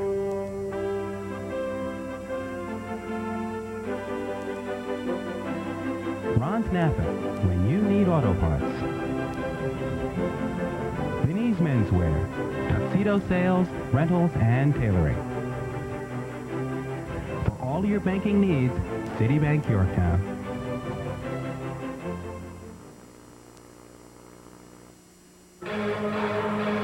Here at halftime in the Carrier Dome at Syracuse University, the New York State Class B High School Football Championship. It's a tight one, as we thought. The Yorktown Huskers leading Williamsville South at the half by 1 point, 13-12. And Joe, we thought the Yorktown will have its hands full with this Williamsville South team. We were right. This is probably the toughest defensive look Yorktown has gotten all season long. Well, I don't know about the defense. I think offense has been the story thus far in the game. And until about the midway point of the second quarter, it looked like whoever had the ball last would win this football game. But I think the team's making some adjustments. Yorktown very fortunate to get the interception by Adam Lodwick, but even more fortunate after that big 70-yard run by Kelly on the tackle by Don Weiss to finally bring him down, that they came through. Their defense came through right here in the end zone, right in front of us here, right in front of the end zone with a big stop and preventing any score, because the field goal, bad snap right there. So very big play in the game. But our sideline reporter, Kenny Wilcox, telling us that Yorktown coach Ron Sanovica saying, what is going on? He cannot believe the way Williamsville has been able to not just move the ball through the air. They knew about Doug Eccles, but run the football without John Melanson, who came into their game as the school record holder for yards rushing in the season. This is really shocking. Obviously, Williamsville South, a very good football team, and you have to give that team a lot of credit when you take away a key element of their attack, that they're able to play the defending state champions this tough, be down by only 1 point at halftime. Well, the sign of a great team is when the team can rally around a fallen leader on the team and come back and replace him, in essence, on the field. Coming into the game, we knew that Yorktown had to work on the pass defense coming into a team facing a Williamsville team who pass a lot as opposed to last week against Messina. Your thoughts on how they've adjusted well coming into the game?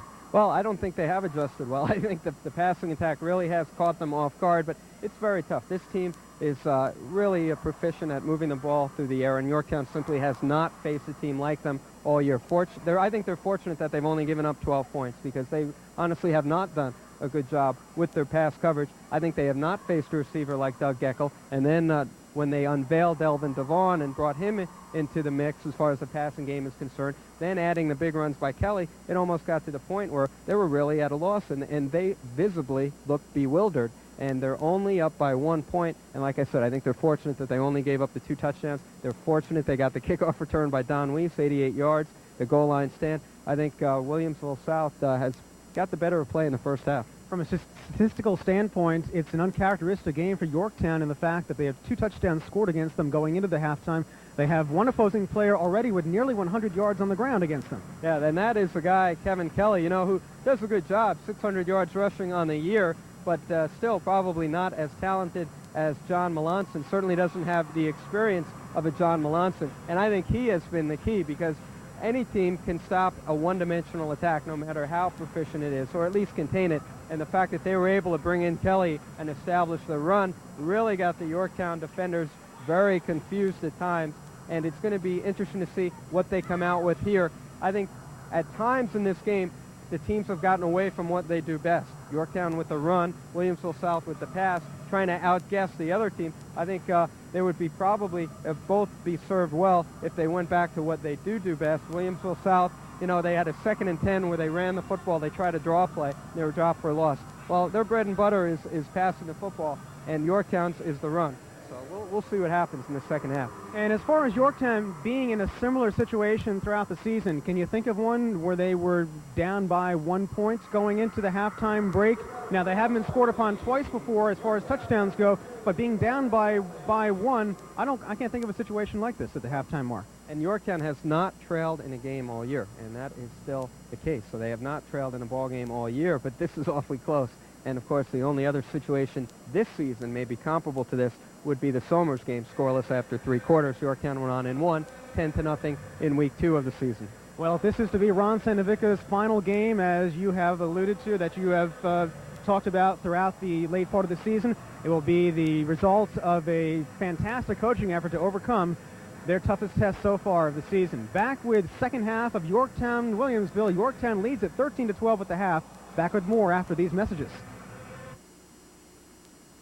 Halftime at the Carrier Dome. You see a huge crowd on hand, and it's a great first half. Yorktown 13, Williamsville South 12 break. A half in which Williamsville South knocking at the door, denying on a great goal line stand by Yorktown, and then they botched up an attempted field goal try late in the half, and that's how they preserved the lead. And the game started off with a big bang. Yeah, no doubt about it. And the Billies really missing out on the work of John Melanson in this football game. Well, let's start out the opening kickoff of this football game, and it's going to be number 13. And it is the quick player, Don Weiss. He gets some great blocking out in front of him from Cariello and Lodwick. And watch this guy. He's got 4.4 speed in the 40-yard dash.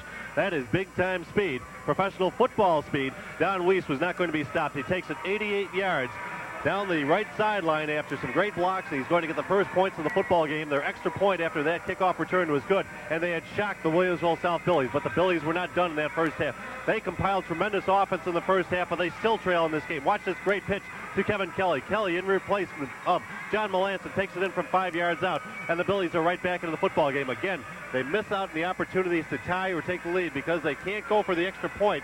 The single extra point, they keep going for 2, and that Yorktown defense is tremendous. Look at the first half dominance by Williamsville South in total yards in this game. 133 on the ground to 90. 99 yards passing. Mike Lester, a pretty good first half. 232 total to 99. 5 completions and 10 attempts for Lester. 1 of 4 for Keone. 9 first downs to 5 first downs. Just a few penalties sprinkled in there. One big turnover was the Lester interception when the Billies started from their own 40-yard line. And look back to that great play by Don Weiss chasing down Kevin Kelly late in the first half, denying him an 85-yard touchdown run, or pardon me, a 75-yard touchdown run. It turned out to be the big sequence of the ball game. No doubt about it. Great first half. I'd like to thank Rick Carneth, Dick Kane from Delta Cable Sports. I'm done with my first half play-by-play. J.R. Whalen will join Joe Lombardi and, of course, Frank Stewart for the second half action. We'd also like to thank Joe Enzo for those fine stats.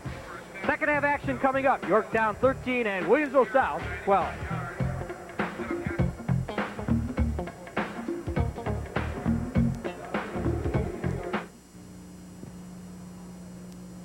So how's your cousin's new car? Oh, yeah, my cousin's new car. Yeah. He picked it up last week. All right. Big celebration. Yeah? I felt like a jerk telling him he should take a taxi home because he had one too many. But you did. No, I didn't. What happened? Totaled. What? Yeah, and him with it. Oh, no. Oh, yeah. Take the keys. Call a cab. Take a stand. Friends don't let friends drive drunk.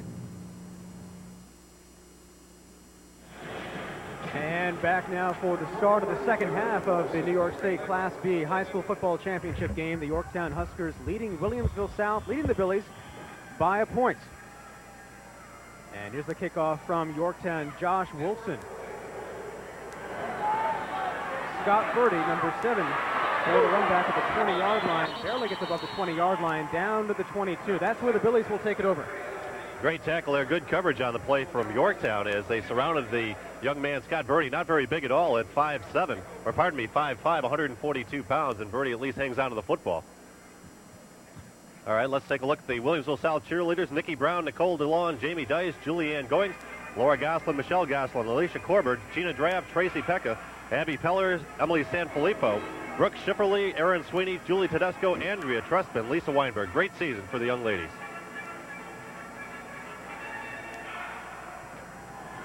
Okay, we're going to check out Yorktown. First down for the Billies. Yorktown cheerleaders, On but we the don't have a list. 21-yard line. We'll alert our technicians to that. The handoff is to Kelly, and he's stacked up about a yard ahead. Gets a yard to around the 23, call it the 24-yard line for a second down.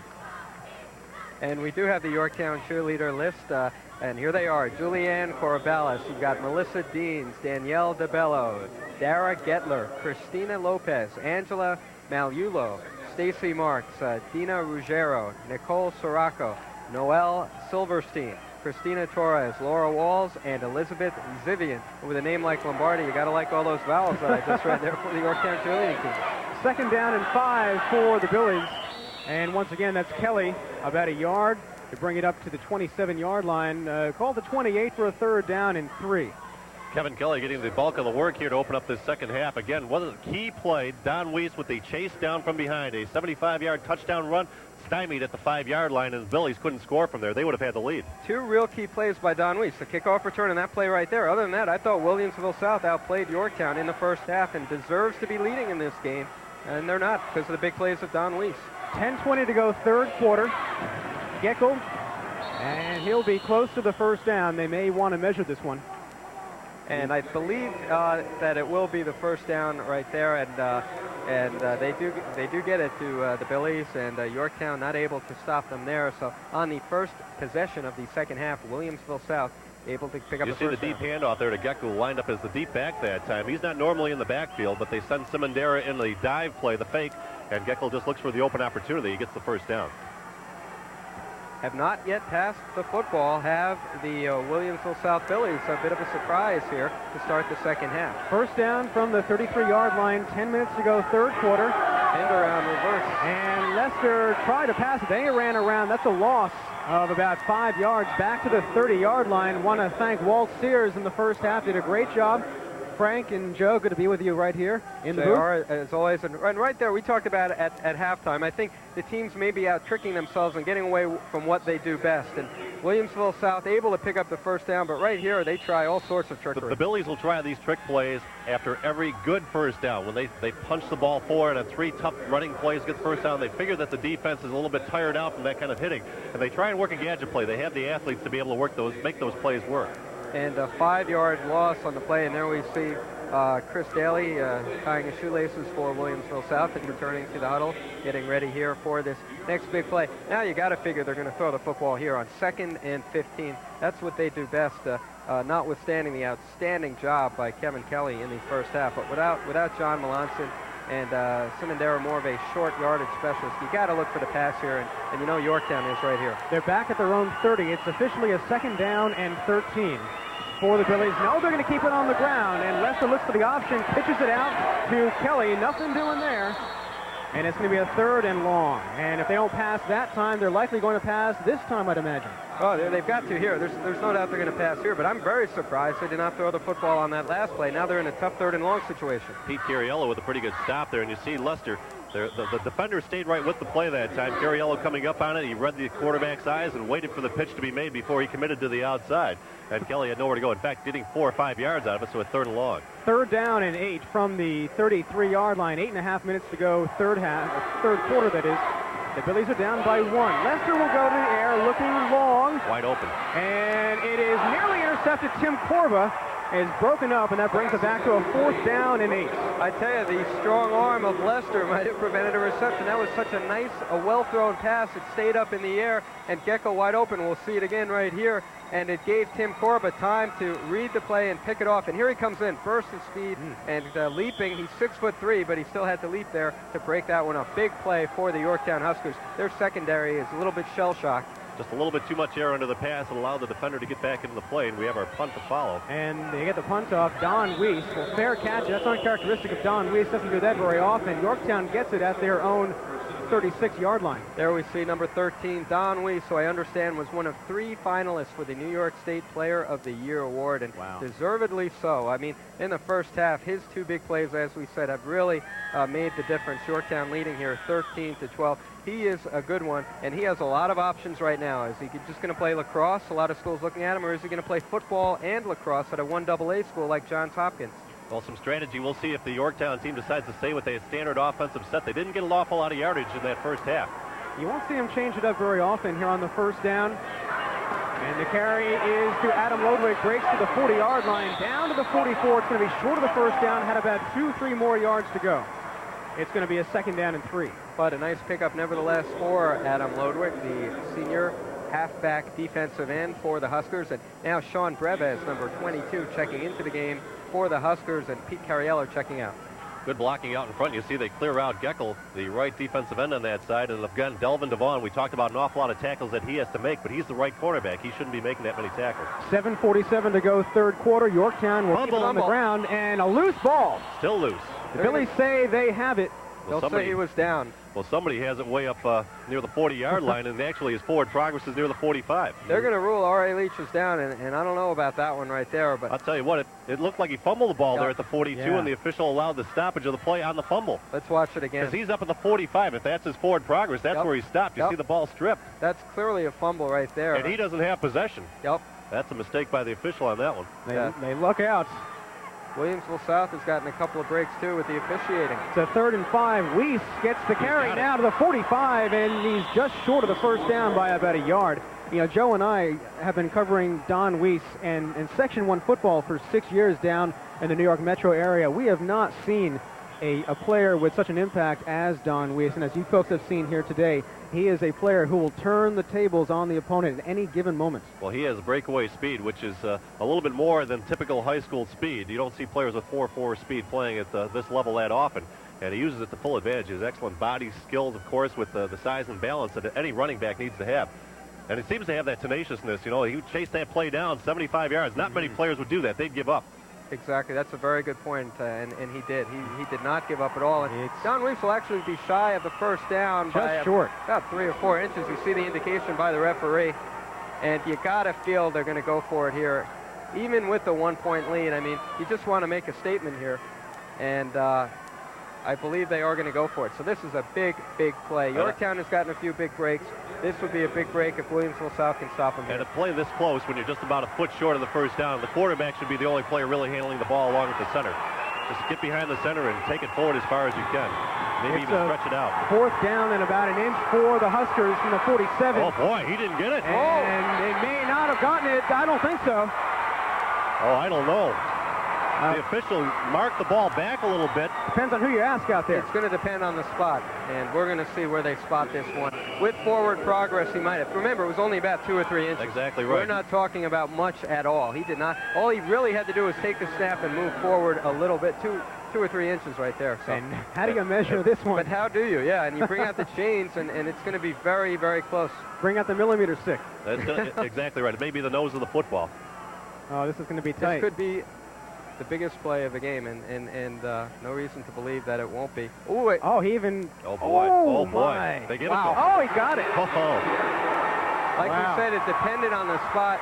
We figured the give would be to Keone on the quarterback keeper, but in that situation, you've got a fullback like R.A. Leach, and he has not had a loss really in the game, and you wonder why maybe he didn't get the ball. Here it is again, and like I said, all you got to do is take the snap and move forward. You see where the ball is, though.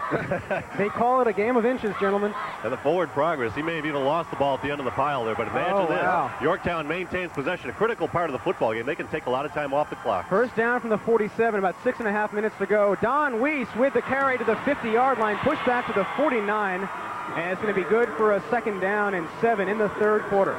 And right now, Yorktown just wants to chew. Now that they got the first down, chew up the clock, ball control. If they're able to get a touchdown and extra point, they're in very good position here, considering the situation with Williamsville South and not having the starting place kicker, John Melanson.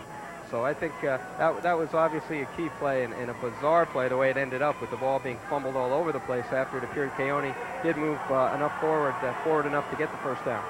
From the 50-yard line, 2nd down and 7 for the Cornhuskers. Adam Lodwick there in motion. The carry, no, the fake carry, and it's complete to Weiss at the 47-yard line. He's at the 45, and Don Weiss with the first down to the Billies' 36-yard line.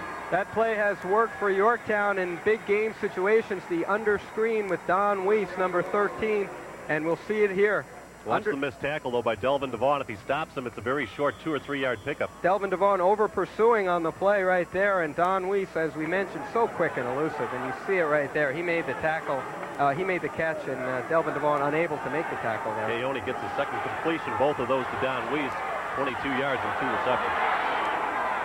First down from the Williamsville South 37-yard line. Adam Lodwick the carry to the 30-yard line, down to the 26. That's going to be good for another first down for Yorktown. And we see the balance in that running attack. And right there, Adam Lodwick on the pickup for the Huskers, an 11-yard gain for Lodwick, number 34. Here it is.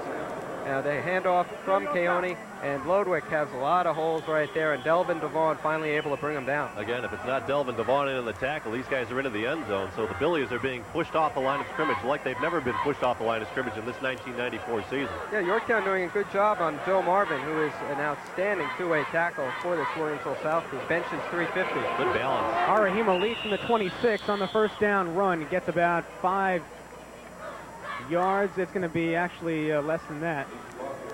He was fortunate to get the 3 or 4 yards out of it anyway, because he was obviously just stumbling along, just using whatever great skill he has in balance to maintain that position and get the forward progress out of it. Good effort on that young man's part.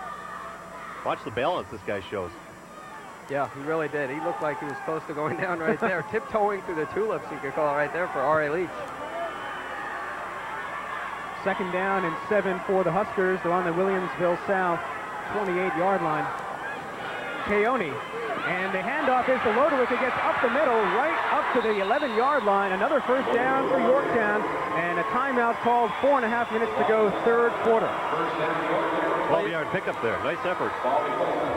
And Adam Lodwick really coming on for the Yorktown Huskers. He is often an overlooked player when you look at their offensive backfield. You talk about R.A. Leach and all the MVP awards, and we'll watch the run again for Adam Lodwick, similar to his last 11-yard pickup, the 11-yard pickup we just had a couple plays ago. And again, Delvin Devon, the player, bringing down Adam Lodwick for the Yorktown Huskers, but not before he gets the first down. And great cave-in blocking by the left side of the offensive line. There was a huge hole because of that great blocking by the left side. First down from the 11-yard line, Keone, and we have flags on the snap. Looks like they may have used too much time to get the play off. Delay the game, flag. Indeed. That's twice now that's happened against Yorktown, doing it to themselves. Ron Sanovica, he's a perfectionist, and I can see the frustration on his face. And he is being literally pulled off the field. I'm sure he's been warned, because he's been spending a lot of time out in the field, and the other side of the field, Coach Chuck Huber's group from Williamsville South saying, hey, he can't be out there. If you're going to let him be out there, we're going to be out there too. Same thing happened against Chittenango last year. The Chittenango coaching staff was all over Ron Sanovica. It's a 1st and 15 for the Huskers. And Keone lets it go up the middle. Ari Leach up to the 10-yard line. It's going to be good for about a 2nd down and 8 yards. About a 6-yard gain there for R.A. Leach. the 6'1", 190-pound senior fullback for the Huskers. And there it is right there, right up the middle, blast for R.A. Leach. Good tackle by Chris Plate, staying with the play. Now it's a big defensive stand here for the Billies. They've got to keep them out of the end zone if they have any desire, as the clock continues to move along rapidly here in high school play, of making a run back in the second half and try and regain the lead. An interested Chuck Huber, you saw him just a moment ago, looking on. It's officially being called a second down and 10 as Don Weiss gets the carry, spun around. More flags on the play from the far side of the field. We'll see what this is all about. We'll see if Ron Senovic is working the officials paid off for him right here if we get a call against Williamsville South, because I believe he was arguing on the last play that it was encroachment on their part. Illegal motion. It's against Jim Tessie, an illegal motion against the Yorktown Huskers. That will... Typically, they don't announce a number, do they? Well, I think in this situation, with all the baiting they're getting from the officials, they're explaining everything that they're doing here. They don't want there to be any mistakes, explaining the calls. Well, the decision for the Billies here, they stopped them actually with a yard or two pickup on the play, but they are going to have to take the penalty, apparently, because it happened before the center snap. From the, looks like the line of scrimmage, they'll move them back 5 yards. J.R. Whalen, Frank Stewart, Joel Lombardi here with you at the Carrier Dome on the campus of Syracuse University. 3:23 to go in the third quarter. The Class B high school football championship here in New York State. Yorktown Huskers from Section 1 leading Williamsville South from Section 6. The score 13-12 on a second down and about 14 yards to go. Keone with the pass. It's nearly intercepted by Mick Brennan. It goes incomplete. It brings it back for a third down and long from back at the Williamsville 21-yard line. Mick Brennan's got pretty good size. You can see he's a fairly tall player back there, number 4. He's 6'1", 174 pounds, and you see he winds up in the best position to make the reception or interception on the play. But I think Keone felt a little pressure that time. Remember, he got hit a couple of times in the first half on his release. Decided to release that ball maybe a little bit earlier because Weiss was behind the defensive back.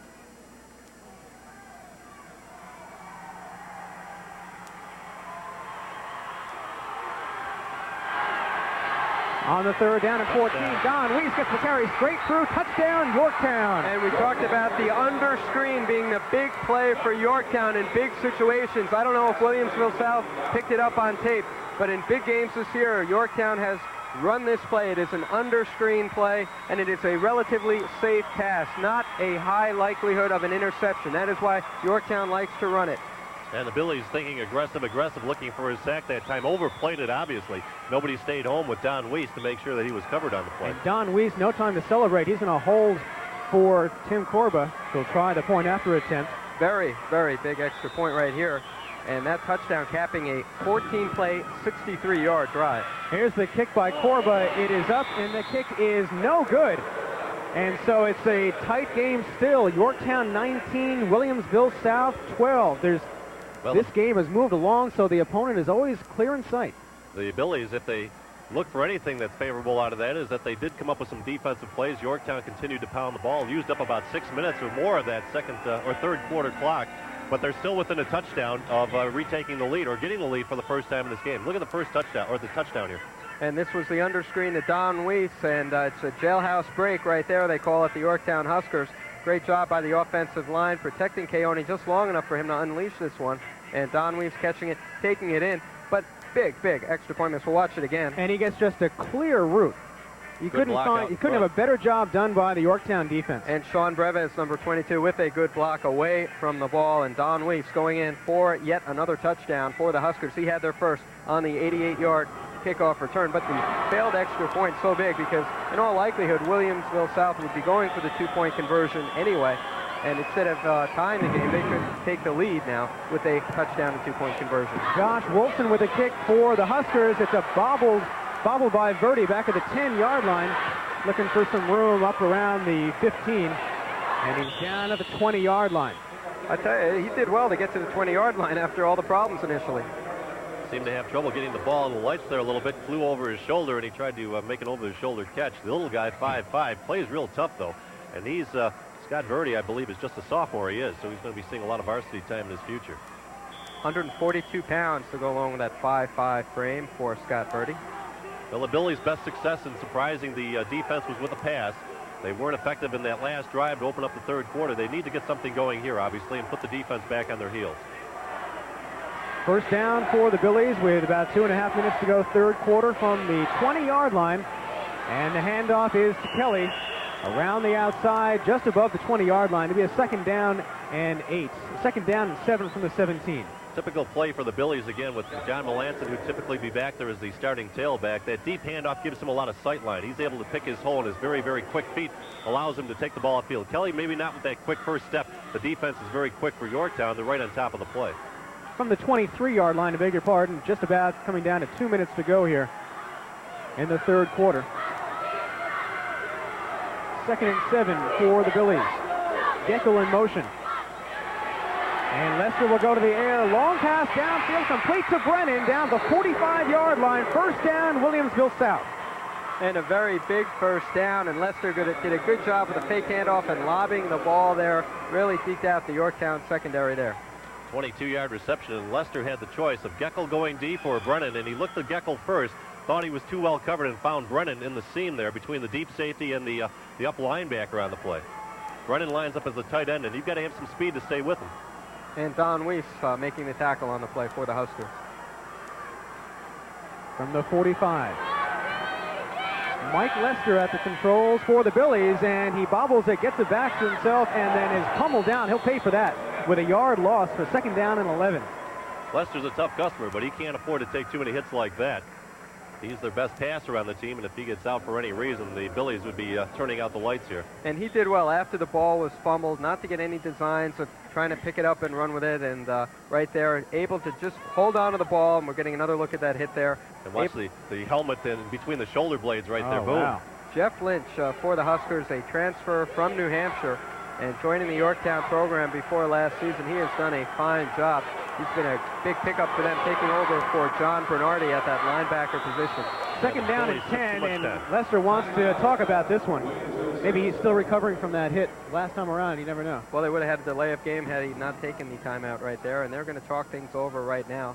Mike Kelly comes out to talk to his offensive unit. He's the offensive coordinator right there to the right of Mike Lester, and does a nice job. Well, why don't you handle this? Okay, folks, we're going to tell you that the rights to this broadcast have been granted by the New York State Public High School Athletic Association, representing 778 senior high schools across the state, I should say, and the more than 500,000 boys and girls who participate annually in NYSP HSAA-sponsored athletic competition. Any rebroadcast or republication of the programming without the written consent of the NYSP HSAA is strictly prohibited. There's your disclaimer, folks. With that many initials, it better be prohibited. That's a few too many. It's like the alphabet. Like well, we should have let J.R. Whalen read it with all those initials there. And well, Mike Kelly's got to reach into his bag of tricks and come up with something magical here. They're out in good field position near the 45-yard line, but the clock again in high school football moves along at a rapid pace. You see Ron Santavuca, and he is not always happy in the huddle there, is he? No, and he was not happy at all with what happened in the first half. He knows that the Huskers were outplayed, and he is not happy with the way the defense played in the first half. And they made some adjustments, but this is a big drive and a big play right here. Only 53 seconds to go in the 3rd quarter. 2nd down and 10 from their own 45-yard line. Lester wants to go to the air, looking downfield for a man. It's incomplete. And double coverage by Yorktown, a flag on the play. That might be a little surprising if we'd see the replay, because they bump, and then there was a late throw of the flag. Didn't you think it came in from the deep official? I don't know about this call. There was a call earlier where I thought there should have been interference, but it wasn't called. And right here it's called on Cariello, and I don't think this is a very good call at all. I don't know if we can pick it up on replay. The only thing we can maybe think of is that he may have impeded him a little bit by getting an arm and shoulder out a little bit in front of the intended receiver, or maybe from behind on it, but we didn't see a good angle of the interference at all. And it was called by the back judge, and really didn't see it. Did not see that at all. Well, that's a huge break for the Billies. Yeah, it brings the Billies to the 40-yard line. You're talking about Ron Santavica not being happy with the offense and the defense. We'll watch it again, JR. Sorry to interrupt, but let's watch and see if we can pick anything up here. Any type of interference line. Cariello. There is Cariello. And yeah, with the right hand on the back. That's what it looked like. He kind of drove him to the turf. Again, not the best angle for Ron Santavica to pick it up either. 1st down for the Billies from the Yorktown 40-yard line. The handoff is to Kelly, and it gets about 4 yards on the play. What I was saying about Ron Santavica, yes, the team has come to the playoffs, and yes, they're undefeated, but at the end of every game, he'll tell you something is not right.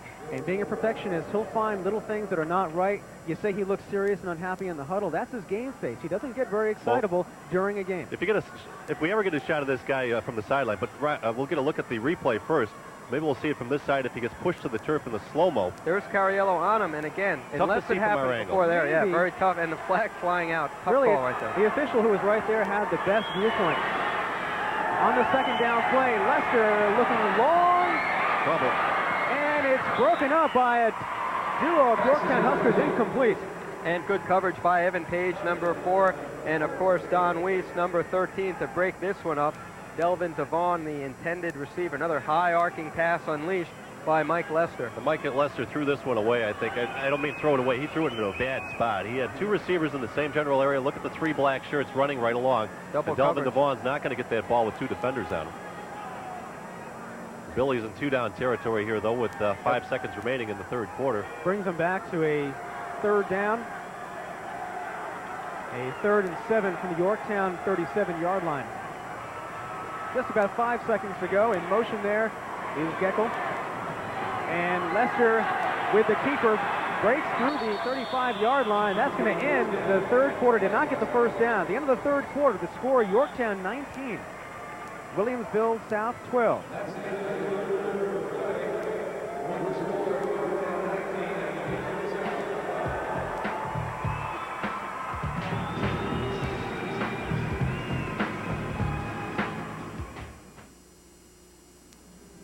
A special thanks to the following sponsors who helped make this taping of New York State football finals possible.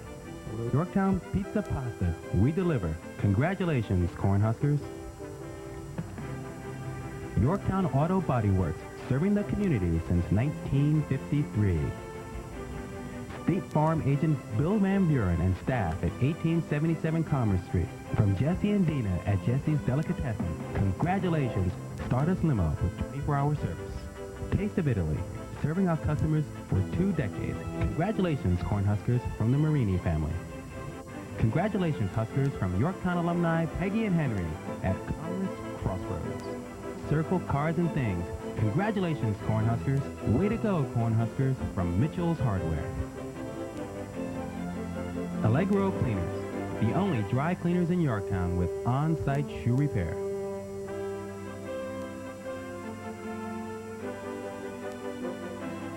Ron's Napa, when you need auto parts. Vinny's Menswear, tuxedo sales, rentals, and tailoring. For all your banking needs, Citibank Yorktown.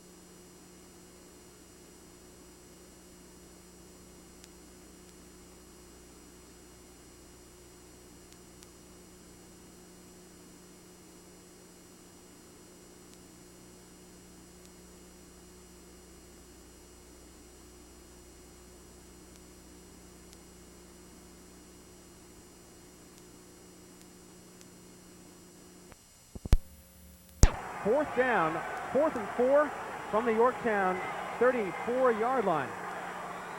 And their movement there, flags. Wow. It looks like they drew the nose guard, Matt Storms, offsides. Number 42. Sure did. What a key play again. Back-to-back tough penalties for Yorktown to take. And I'm not sure if Mike Lester didn't give him the hard head count.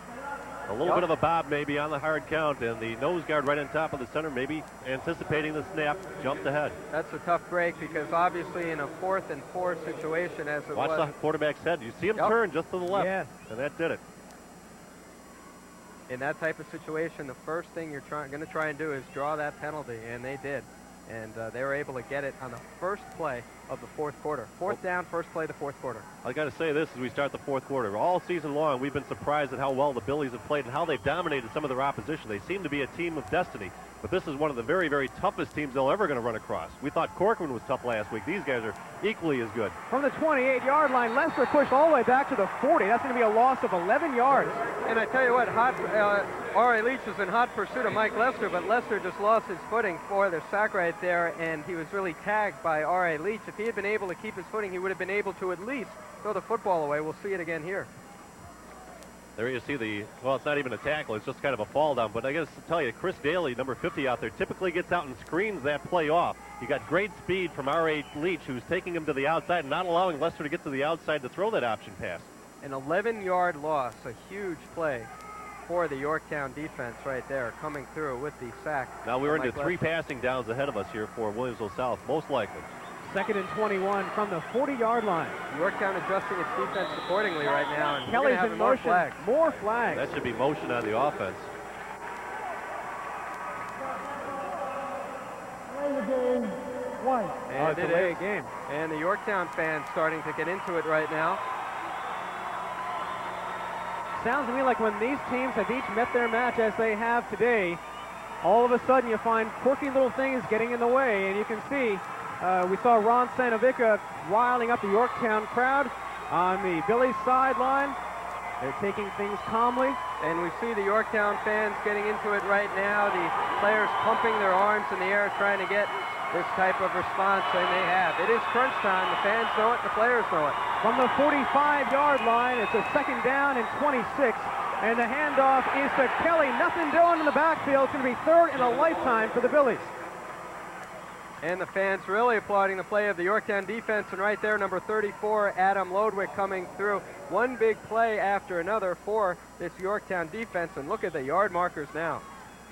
They're 3rd in a whole bunch, and I'm not sure why the call here. Again, we talked about the late delay draw and the super speed by the defense for Yorktown, getting in position all the time, and 3 or 4 players around the ball. Not much chance for Kevin Kelly to make something out of that.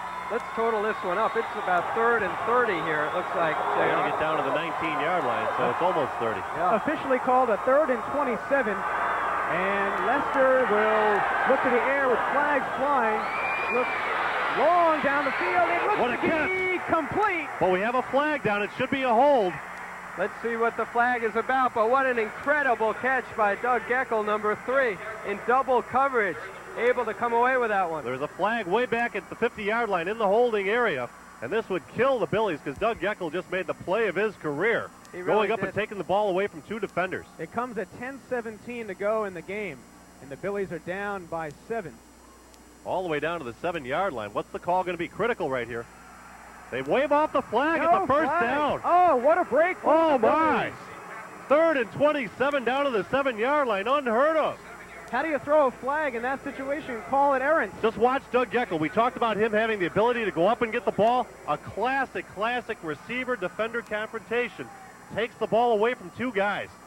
Look at that reception. Unbelievable catch right there. Catch. Evan Page and Don Weiss on the coverage right there. High arcing. I think height, the difference right there. Don Weiss only about 5'9", and Doug Geckel 6'1". I think that was the difference in that play right there. Huge play. The play of the game. A 35-yard reception, and Geckel's caught 5 passes for 120 yards. 1st and goal for the Billies from the Yorktown 7-yard line. The pitch out is to Kelly, looking for some air back by the 10. Weiss will corral him out of bounds to the 9-yard line. It's going to be a loss of around 2 yards. That option's getting tougher and tougher. This time it's a quick pitch to Kelly. They're trying to get the defensive linebackers to stay with Lester a little bit longer, and there's no room for Kelly to go. You've got great speed to that side. That's not the side to run to, not with Don Weiss out there. And Don Weiss coming all the way in from his safety position to make a stop on Kelly. They were fortunate to get back to the line of scrimmage that time. By the way, Kevin Kelly, we have him unofficially over 100 yards in the game. So a nice afternoon of rushing for him. Second down and goal. They're at the Yorktown 7-yard line. The Billies trail by 7. Kelly in motion out to the right side. And Lester will go to the air, looking to the end zone. It's complete, touchdown, Billies. Doug Geckel with the catch. You knew all the way that there was no way that Geckel was going to drop that football after it was released by Mike Lester with some of the catches he's made during this game. There was no way Doug Geckel was not going to haul that one in. And a terrific catch and a terrific drive really set up by Doug Geckel and Mike Lester. And I got to tell you something. The interesting thing about Doug Geckel is he's just a junior.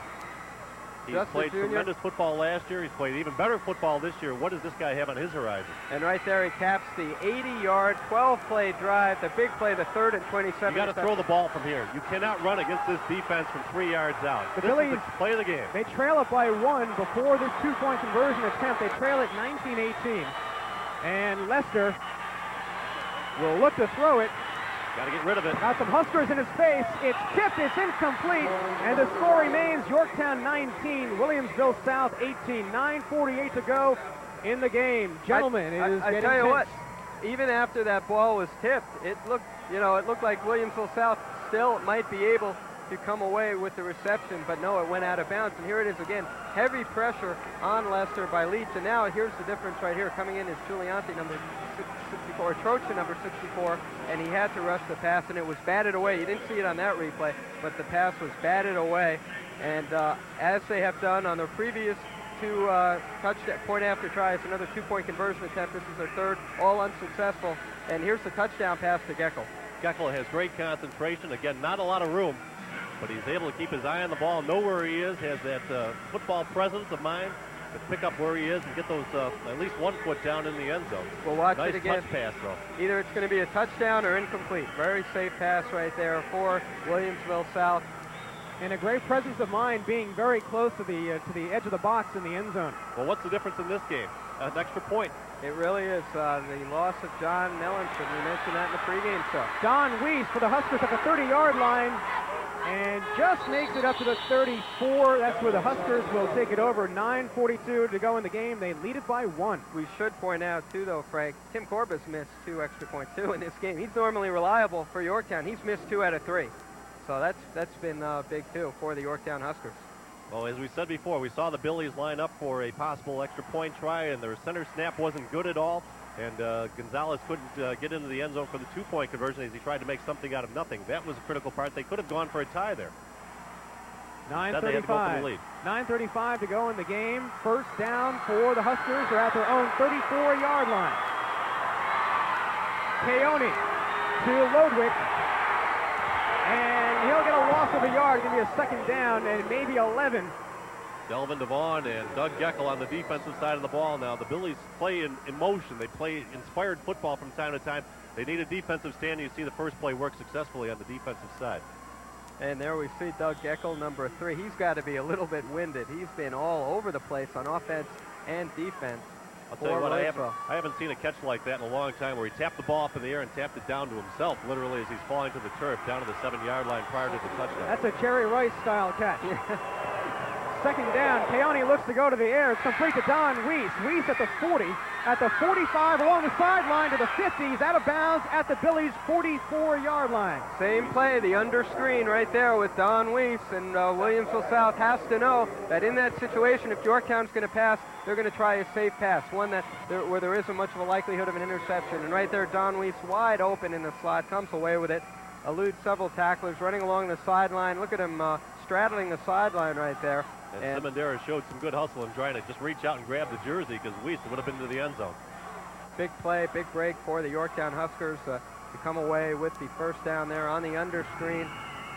And Don Weiss, he's been the player of the game for Yorktown thus far. There's no questioning that. Officially marked at the 42-yard line. They're in the Billies' territory. The handoff is to Arahima Leach, who goes on all 4s, and they're going to call that one down. He'll be short of the first down, back around the 36-yard line. These officials are very quick to blow their whistles here.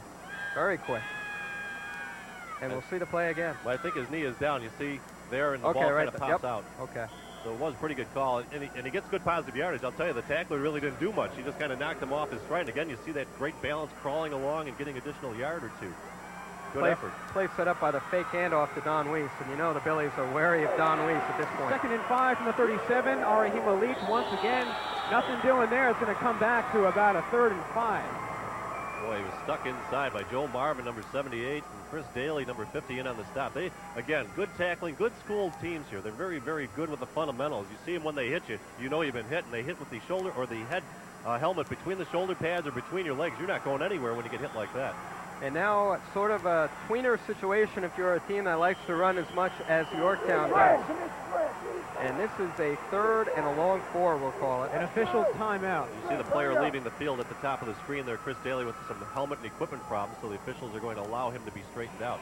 Comes at 7:36 to go in the game. Yorktown 19, Williamsville South 18. Well, check it out. Those two guys that are standing behind Ron Santavuca, the guy without the headset, what is he there? They're there for? They are there to keep him off the field. You should see him. They're pulling him back every time he starts talking or walking out there. They grab him by the shirt or by the jacket and pull him right back. They keep him legal. Part of the entourage right there for the Yorktown Huskers, and there you see number 50, Chris Daly, getting some work on his equipment, the shoulder pads right there. And they're not going to allow the game to sit like there that. You see it again, and one of those guys has his arm around Ron Santavica's waist. Santavica, excuse me, but he's not a small guy either. It's got to be a workout to pull that guy back to the sideline. And Huber's a little bit more docile on the other side. That is really two extremes right there. You see it. He takes it all in stride. The 3rd down play. Rahim Leach with the call to the 25-yard line. Leach down to the 22. 1st down for the Huskers. Well, this is why he has been the MVP in 3 straight games and last year's state title game. R.A. Leach right there. Big 3rd and 4. We called it a tweener situation. They gave it to R.A. Leach, and he did not let them down. Big 1st down for the Huskers and the senior fullback.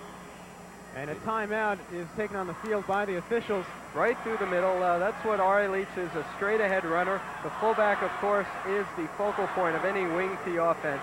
And R.A. Leach, with over 900 yards rushing on the season now, has done a great job for Yorktown this year. And you mentioned that players being winded out here, they're not getting overheated. It's pretty cold down there, and I was told that there is no heat used in the Carrier Dome except for a basketball game. Jim Boeheim demands the dome be 72 degrees for his players during a game. Otherwise, at any other point during the year, there's no heat. 1st and 10 for the Huskers from the 22-yard line. Leach again. And this time, he's got nothing doing there. It's going to be a 2nd down and about 9. No mystery as to what Yorktown is doing right here. They got the big play with the underscreen of Don Weiss in the 1st down. Now they're keeping it on the ground, running the clock. They still have the lead in this ball game. 1-point lead at that, though. And really just trying to run this clock and hope to end it with a score, and then they would be in very good shape. But if they're stopped in any way, shape, or form here, a field goal might help them. But the way Tim Corba has been erratic on extra points, you got to wonder. 2nd down, Don Weiss to the 15-yard line to the 10. Don Weiss, touchdown, Yorktown. You might have to turn the lights out. This one could be over. We don't have to worry about the field goal right now. Don Weiss has been the player of the game for Yorktown. And I tell you what, he is as good a high school football player as I've seen, and he is showing it.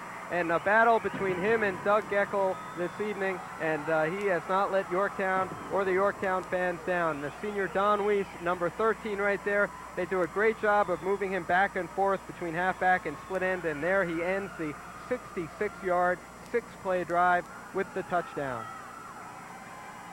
Looks like they're going to try for 2. Wide outside, they send, but they'll go to the left side. It's broken up, and it's going to be incomplete, nearly. And again, it keeps the Billies within an eyelash, because the 2-point conversion there makes them score twice. You know, you got to wonder about that call right there, because you kick the extra point, and you've got a 26-18 lead. 8-point lead. They haven't been able to get an extra point or 2-point conversion against you. The only rationale there is that Tim Corba has missed 2 straight extra points. Otherwise, there is no reason to go for the 2-point conversion. Now we're going to look at that 20-yard touchdown run for Don Weiss. And right here, he gets the handoff, finds a hole, and number 13. Look at the seal there, wow. And look how quick he is. Once he finds an opening, no one can stop him. And he gets right to the end zone and just takes a little walk.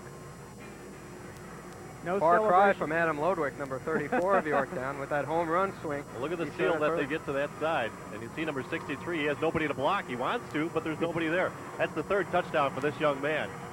Phenomenal Number 13, performance Don Weiss. for Don Weiss. 6.5 minutes to go in the game. The Huskers lead it 25-18. But this whole extra point situation keeping things very, very interesting. The kick by Wolfson is taken down at the 10-yard line. Scott Birdie up to his own 20. And he like a he loose lost ball, it. but down to the 25-yard line. That's where the Billies will take it over. A late flag is thrown. I wonder what that could be. Personal foul on somebody. That could be some of that extracurricular activity they talk about. Well, that could hurt because you give the got Billies dead pretty good ball field foul. position if it's against the Number 15, personal Huskers. foul. And it will 15 be yards. against Williamsville South, the personal foul on the play. Is it?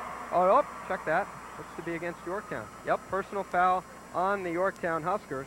Well, there's no reason for that. The young man was down. Scott Birdie, he's going nowhere anyway. Yeah.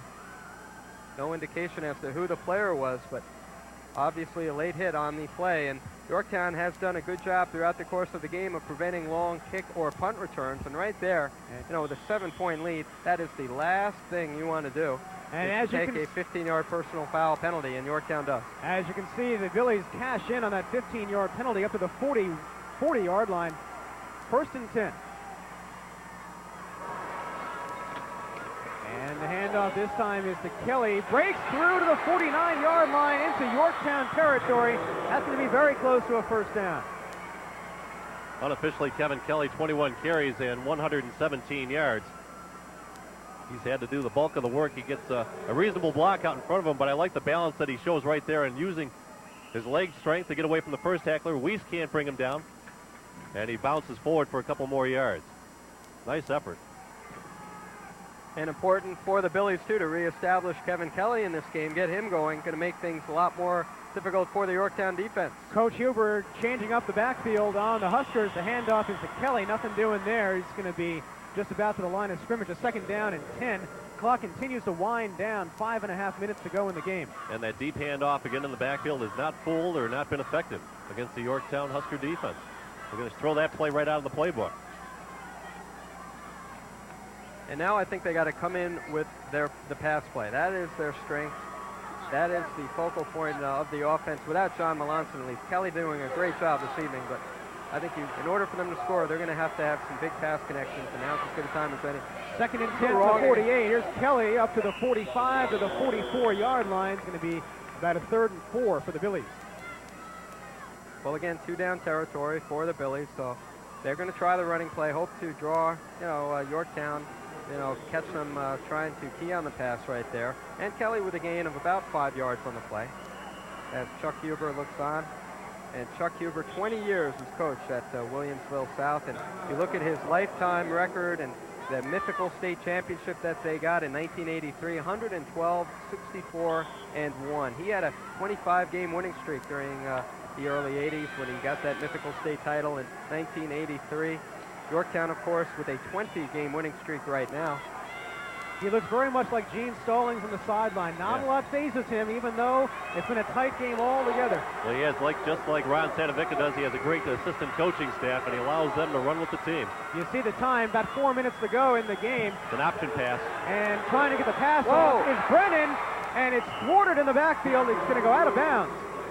And it looks right now as if Adam Lodwick really did a number on Mick Brennan. Yeah, Lodwick nailed Mick Brennan, who looks like he hurt his right arm, it appears right now. We look at Phil Sedembrino walking off the field. Let's watch this play again. And it is the halfback option with Brennan right here. He's going to throw the football, looking to throw it. And Lodwick coming in. Yeah. That's going to hurt. And he whacked him. That's all he had to do was make contact with the arm of the ball. He was able to get enough of the arm, obviously, to make the pass incomplete and do a little damage to Brennan at the same time. 4th down play. 4th and 7 from the Yorktown 44-yard line. With 4:10 to go, they're going to go for it. And Lester wants to go to the air. It's complete to Geckel, out of bounds for the first down. The gamble pays off for the Billies. Well, there was no doubt they were going to go for it there, JR. And was there any doubt that they were going to get it? In a game like this, you just knew that they had to get it. That's why they're here. You knew Doug Eckel was going to come through, and I think everyone on Yorktown had to figure the ball was going to go to Doug Eckel, or at least they should have figured that. Lester's a pretty good quarterback in that he's able to throw off that offside. He's a right-handed thrower rolling to his left, and he's made that work a lot of times this year. Doug Eckel has caught 7 passes for 138 yards, according to my numbers, and Mike Lester's completed just 9. So 7 of them have gone to his number 1 man, Doug Eckel, and keeps the Billies in this one last drive for maybe the B title. 4:04 to go in the game. Lester He's got again. a deep player if he throws it. He'll go to the air, throws up the middle. It's incomplete, and a late flag once again. This one could be against the Huskers. Was it a late hit after the pass was incomplete? I didn't see what the conclusion of the play was. I was looking upfield a little bit. Did somebody hit the Well, you should not. receiver over the middle? It's going to be pass interference.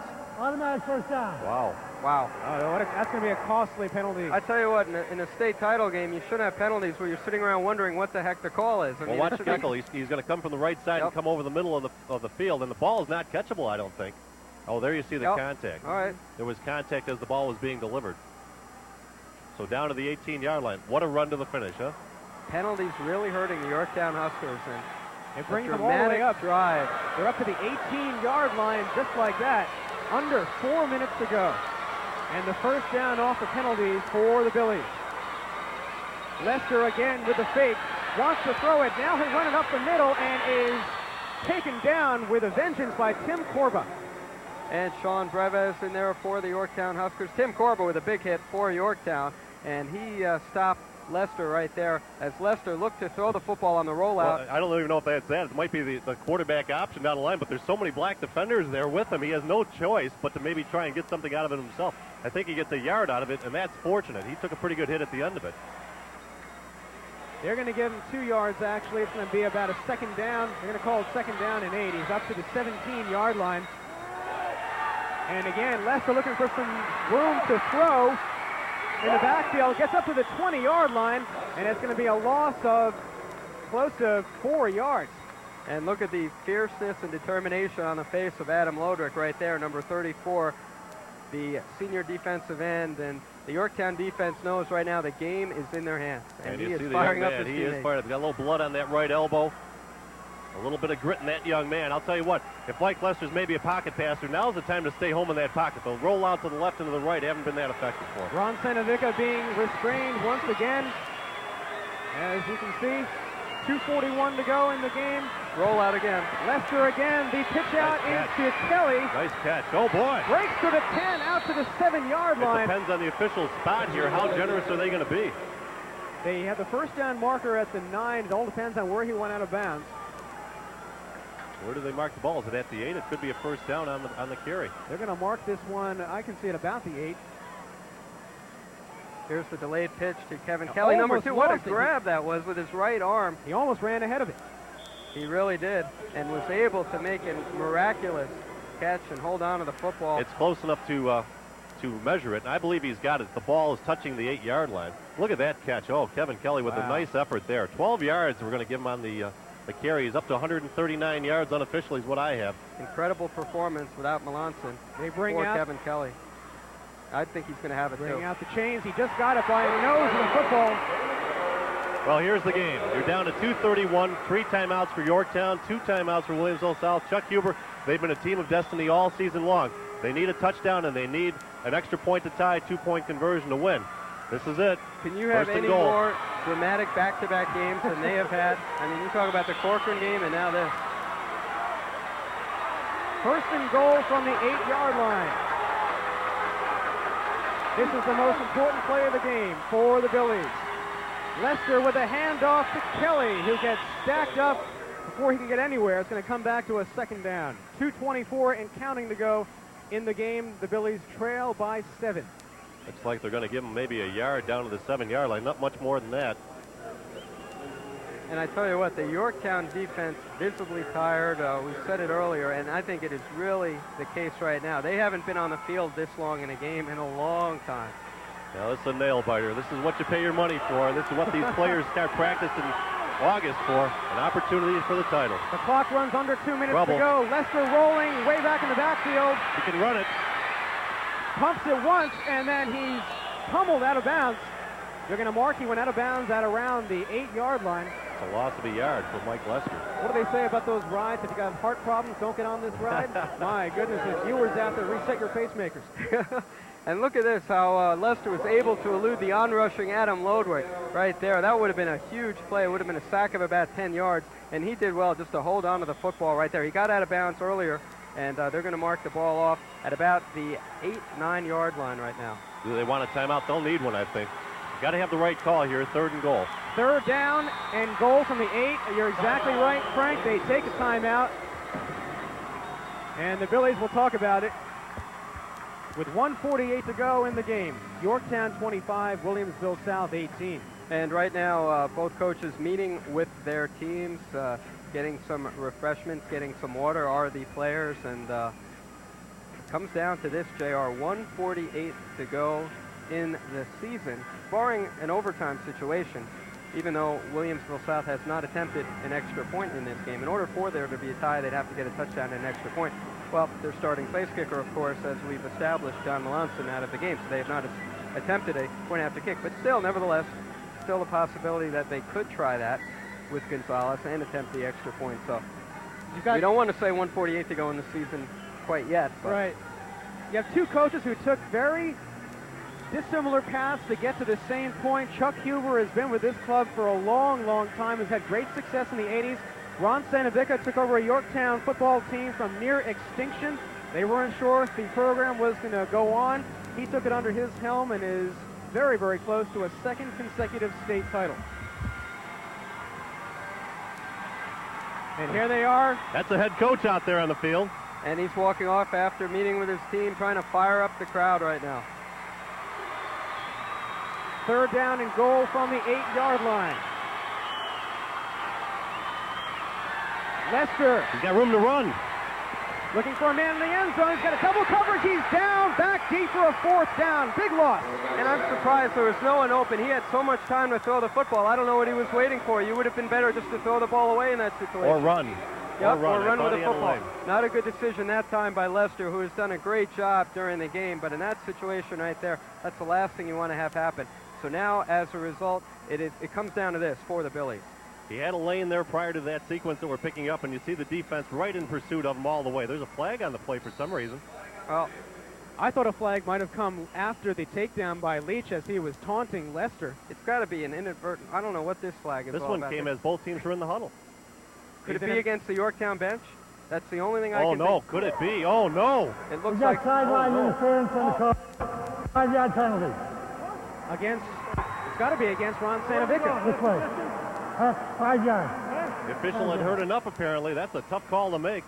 And Ron Santavica right now just trying to relax and calm down, but he is outraged at that call in this situation. And I tell you what, I haven't seen him this upset with an officiating crew in a long, long time. Oh, my goodness. Well, it gives the Billies 5 more yards closer to the end zone. It's almost like the same play as the last play. 3rd and 8, now it's 4th and 11. Now they're up to the 11-yard line on the 4th and goal. There you see the clock, 1:08 and ticking. They always say you hate to see a game decided by the officials, decided by the coaches on the sideline. 4th and 11, under a minute to go. Lester throws it, looking down deep. Oh, he caught it! Touchdown, Williamsville South! Doug Geckel caught it! Oh, man, what a game for Doug Geckel. What do you do now, guys? The extra point? I think you got to go for two. Go for the win. This is a state title on the line. However, we do have overtime, though. I think if you have a reliable place kicker, nothing wrong with going for the tie. Absolutely nothing wrong, but they don't. They simply do not without Melanson there. What are they going to do here? Doug Geckel again eluding tight Yorktown coverage for a key reception in the end zone. It's a timeout, no surprise, taken by the Billies. Well, they've got one to take. You take it now, and you make sure everybody's on the same page as far as this 2-point conversion try from the 3-yard line. I'll tell you what, Mike Lester put a nice pass out there, but give credit to Doug Geckel again. The defender right on top of him, and Geckel almost takes it away. In fact, he obviously takes it away, but he almost has it knocked away in the same sequence. And we're going to get a couple of looks at this touchdown pass from Lester to Geckel. There you see the floating pass. Doug Geckel running the down and out. And the defender right on top of him. Right into his hands. Right on top of him. Evan Page is all over him. How does Geckel have the strength to pull that pass in? On a 4th down play, Mike Lester, you go to the go-to guy in a play on a game like this, and a play like this coming up, and Geckel wrenches the ball away, uses his body as a screen, and gets an 11-yard touchdown. His 8th reception for 149 yards. And he brings the Billies within one, 25-24, 53 seconds to go in this Class B state championship game. And for the game, Mike Lester, 10 for 19 for 186 yards. The last 11 of them coming on that touchdown pass to Doug Geckel. And the Billies on the far sideline locking arms. This is their chance. And that says it all, folks. This is it indeed. The 2-point conversion attempt. Lester looks to the air. He's got a man in the end zone. It's broken up by Yorktown. They remain in the lead by 1. Pete Cariello coming out of nowhere to break up the play for the Huskers. Number 29, the amazing sophomore, Pete Cariello. He might have won the state championship for the Huskers on that very play. It looked like he was wide open, that the pass would be completed, and Cariello coming out of nowhere to bat it away. Unbelievable finish. Oh, happy young man, Pete Cariello, the play of the game right there. He is only a sophomore. He is only a sophomore. Wow. Ron Santavica is trying to shout out as many instructions as he can think of in the next 30 seconds to get his team organized. They're going to get an onside kick at them. Exactly. And the Billies will be looking to try and steal this one again. But I'll tell you what, the Billies ran the nice play. They had Geckel as the wide receiver. He ran it down and in. Brennan, the tight end, ran it down and out. Lester, if he releases the ball, maybe a split second earlier, it's a completion. But what a great defensive play. Oh, yeah. You don't get anything out of life without taking risks. So a great credit to the Billies for going for that. Not a tick comes off the clock. 53 seconds to go in the game. And what is the timeout situation? We've got to check on that with Williamsville South. None for Williamsville South. Okay. And the officials put a halt to this. Yorktown timeout before they can get it off. Well, what I was saying before, Ron Santavica is trying to say so many things in 30 seconds. He couldn't get it all out. He had to use the timeout to get back out there and straighten the kids out. Sounds like me, JR, when we work together at times. You got to call timeout every now and then. And what a game. It has been probably the best high school football game I've seen. I really have to say that. We're going to see the play by Pete Cariello. You see him there in the huddle right now. Just watch the down and out by the tight end. You see the pick coming across, the pass thrown. Brennan is there. Right there, his left hand. And Mick Brennan cannot believe, exasperated that he was unable to come away with that one. And Pete Cariello, like we said, just flying out of nowhere from his strong safety position. But in Yorktown's defense, it is more like a monster back position. He is all over the place on the field. Call him a rover back or whatever. And he now has been a big play player for the Huskers on the year. 10 interceptions for Cariello, 5 of which he has returned for touchdowns. But that is as big a play as he has ever made, the biggest play he has made in his young career. That's a game ball if I've seen one. Short kick by the Billies is taken by Weiss at the 31-yard line. He smartly downs it right there. And the Billies can do nothing. I was surprised that, I guess that was technically an onside kick attempt right there. But really, you've got to hope for a bobble or something in order to get the ball. Well, he obviously didn't get as much of the top of the ball as he wanted to. He caught it mid-size or mid-part of the ball, and it took off on him in a line drive rather than kind of a bouncing high spinner. And we have established that the Billies do not have any timeouts. So right now, you just take a knee to the ground. If you're the Yorktown Huskers, you don't want a Joe Pizarczyk play, of course, with the New York Giants. And the clock is started now. The clock is starting right now. 45 seconds to go. And the Huskers are just going to down this one and go quietly. They'll go loudly, actually. They came away with about to come away. If they can hold on to this with a great win against the Billies. One more snap they'll probably have to take. And find your place kicker, because his one-point effort is the story of this game. That's right. He made 1 out of 3, and it was a big one. The Yorktown Huskers under Ron Santavica. 1 out of 3 he attempted on the last touchdown. They went for the 2-point conversion. 15 seconds away, now 10 seconds away as they down the ball. That is going to do it. The Yorktown Huskers, a second consecutive Class B state title. They complete the season at a record of 12-0, a 21-game winning streak. Lucky 21 for Coach Ron Santavica. And this has to be the sweetest one of all for the Yorktown Huskers. Last year against Chindago, a great win, but nothing like the emotion and intensity. And there the two coaches are shaking hands. Great effort, great job by both teams. Two of the best high school football teams you'd ever want to see, and a great one-on-one performance between Don Weiss and Doug Geckel in this game. You had a lot of supporting characters, but folks, this was truly an amazing game. We'll come back with more. The final recap. Yorktown 25, Williamsville South 24. Back with more right after this.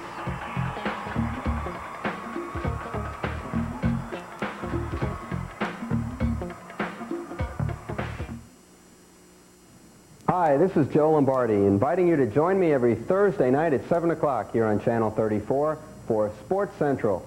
We'll have highlights of area high school, collegiate, and professional action, featuring reports from our correspondents, as well as interviews with players and coaches from all levels of competition. So don't miss out. Join me and my guests for Sports Central, Thursday night at 7, right here on Cablevision Channel 34. We'll see you then. Okay, we're here on field level after the game. An incredible game here at the Carrier Dome. Yorktown coming away with its second consecutive state championship.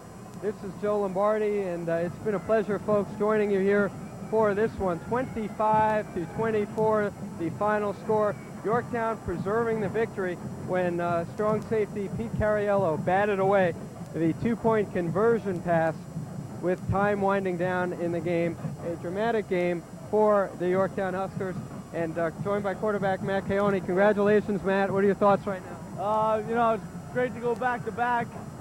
We're just going to have a good time, you know. We worked hard, and this is what comes out of it. The under-screen pass working very well with Don Weiss. Why was it so successful today? Well, even if, you know, we just got to get it to him. That's all my job, and he'll do the rest. That's what we said.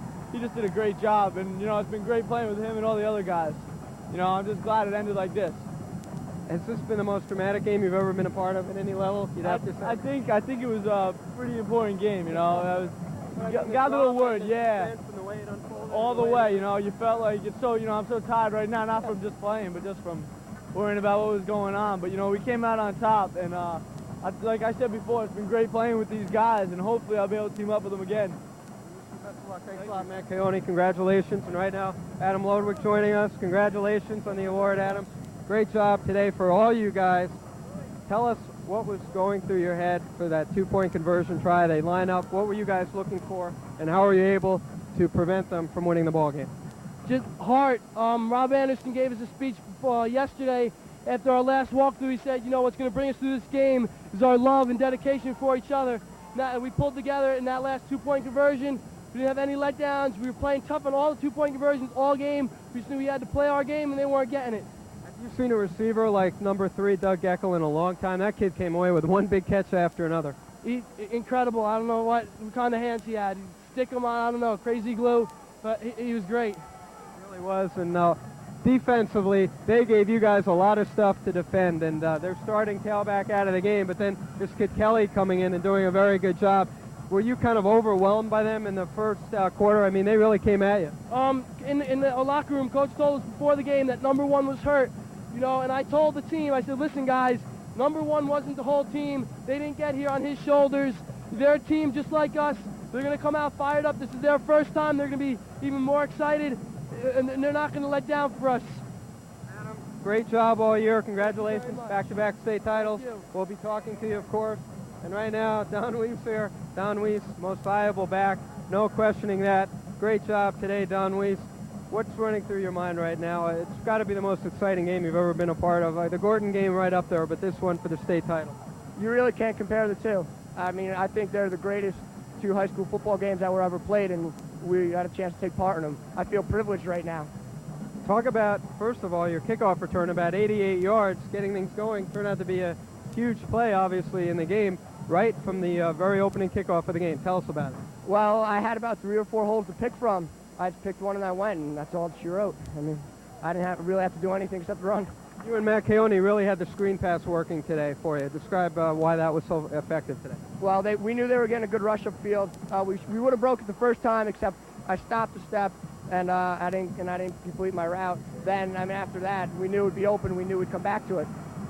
A guy like you, Don Weiss, with all you've done, are you going to be playing football in college? We'd hate to see this be your last football game. You're too good not to keep on playing. How does that look right now? Well, I'd hate to see this be my last football game also.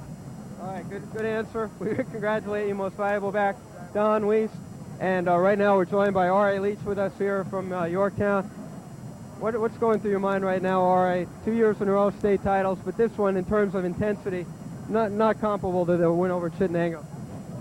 You know, last year, Chittenango, a great team, and played tough. When we won that one by a little bit more than we won this game, you know.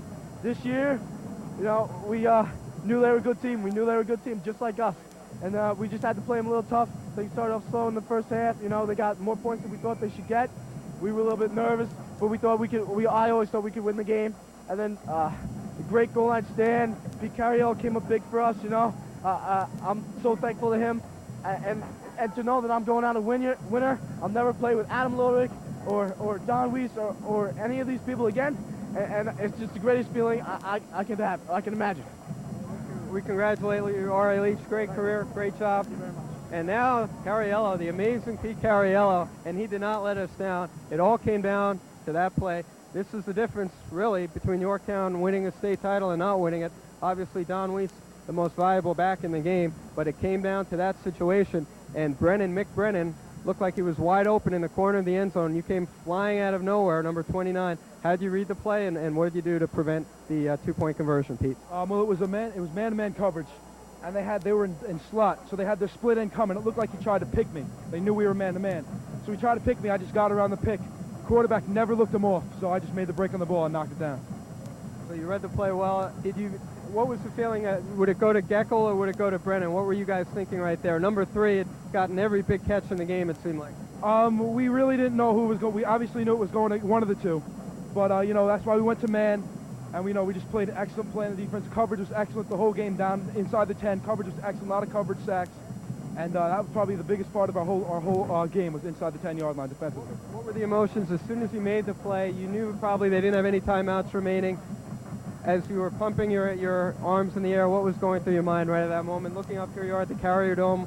What's the feeling like? What was going through my mind? Everything. The whole season. We worked so hard for this, coming into June. That was for all the seniors. That was for Phil, Ari, Anderson, Lodwick, Weiss. I mean, every senior. Gorman. I mean, Pansy, everybody. Coach Sanovica, everything went through my mind at that point in time. And we knew we had it. That left arm, all that with that batted away pass. Great job, Pete Carriello. We appreciate it. Thanks very much. And great job for the Yorktown team winning here by a final count of 25-24. We're going to get Coach Sanovic and Phil Sedembrino here. Phil, congratulations. Thank you very much. Tell us what's going through your mind right now, senior on this team. I don't know. It's just unbelievable. I feel like it's last year all over again. It's just great feeling. Great feeling. How more dramatic could the game have been? Was your heart racing? I mean, here we are in the press box, but you guys are on the field. But what were the emotions going through your body? I don't know. It just, everything hit me at once. I didn't know what to do. All I knew is we had to play that down like we've never played before. But we came out and Pete Carroll just made the play of his life today. And he really did. Good job, Phil Sedembrino. We appreciate it very much. And we're going to try and get Ron Sanovic in here before we wrap things up. And we do appreciate it. Ronnie, congratulations. Wow. What can you say now? What can you say? Wow. What can you say? What can you say about this game?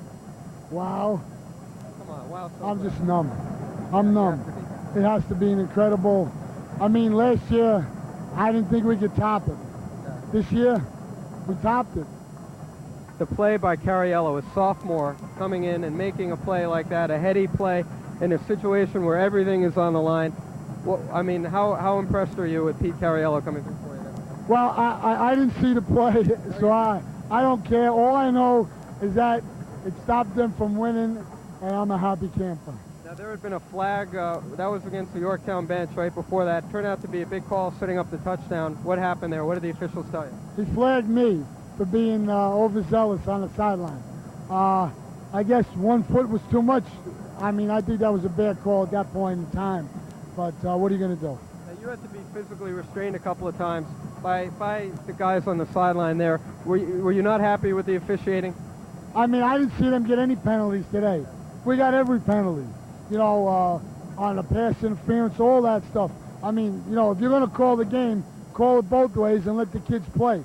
They were holding in the line consistently, and we told them over and over again, check the holding, and they didn't check it, but they would call stuff on us. So I would have liked to see it balance out.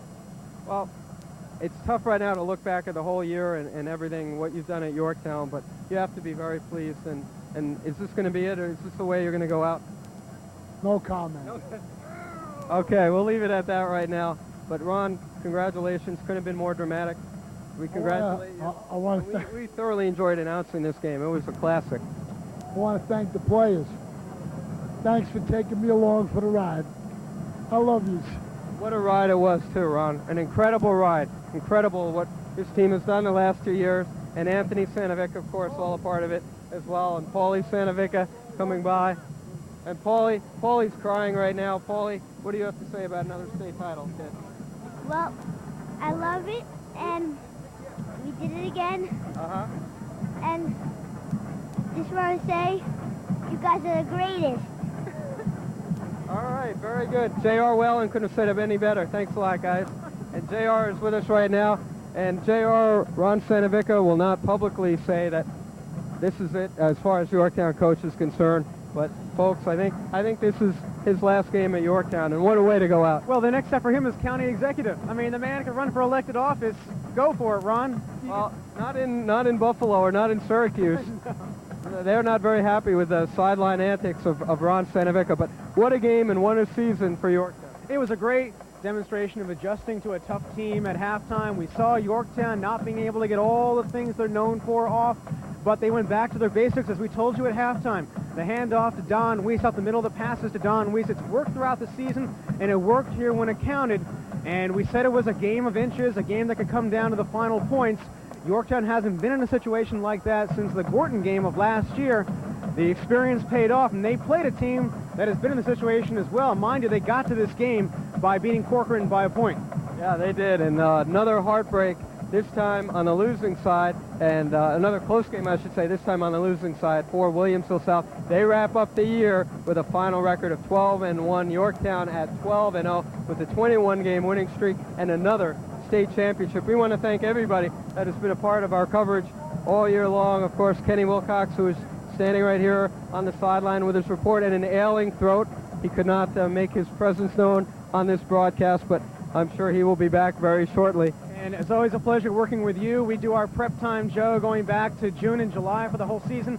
Hope to do another season with you. We've spent 7 years together now on the air. Okay, we also want to thank Will Tomlinson, the stats, and the whole crew here at Cablevision. Carl Pagano doing a great job. Jim Campion here getting ready to warm up for the North Rockland game coming up. And a great job, I think I've included everyone, and a great job to work with the folks at Adelphia Cable in Buffalo and right here at New Channels. Of course, I want to thank Tom Ciangela as well. We can't forget him. And it's been a pleasure, folks. A great game. Glad to bring it to you. We hope you enjoyed it. Once again, the final score, Yorktown 25, Williamsville South 24. This is Joe Lombardi for J.R. Whalen and folks. So long, everybody.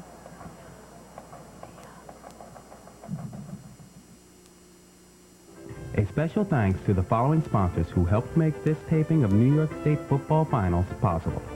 Yorktown Pizza Pasta.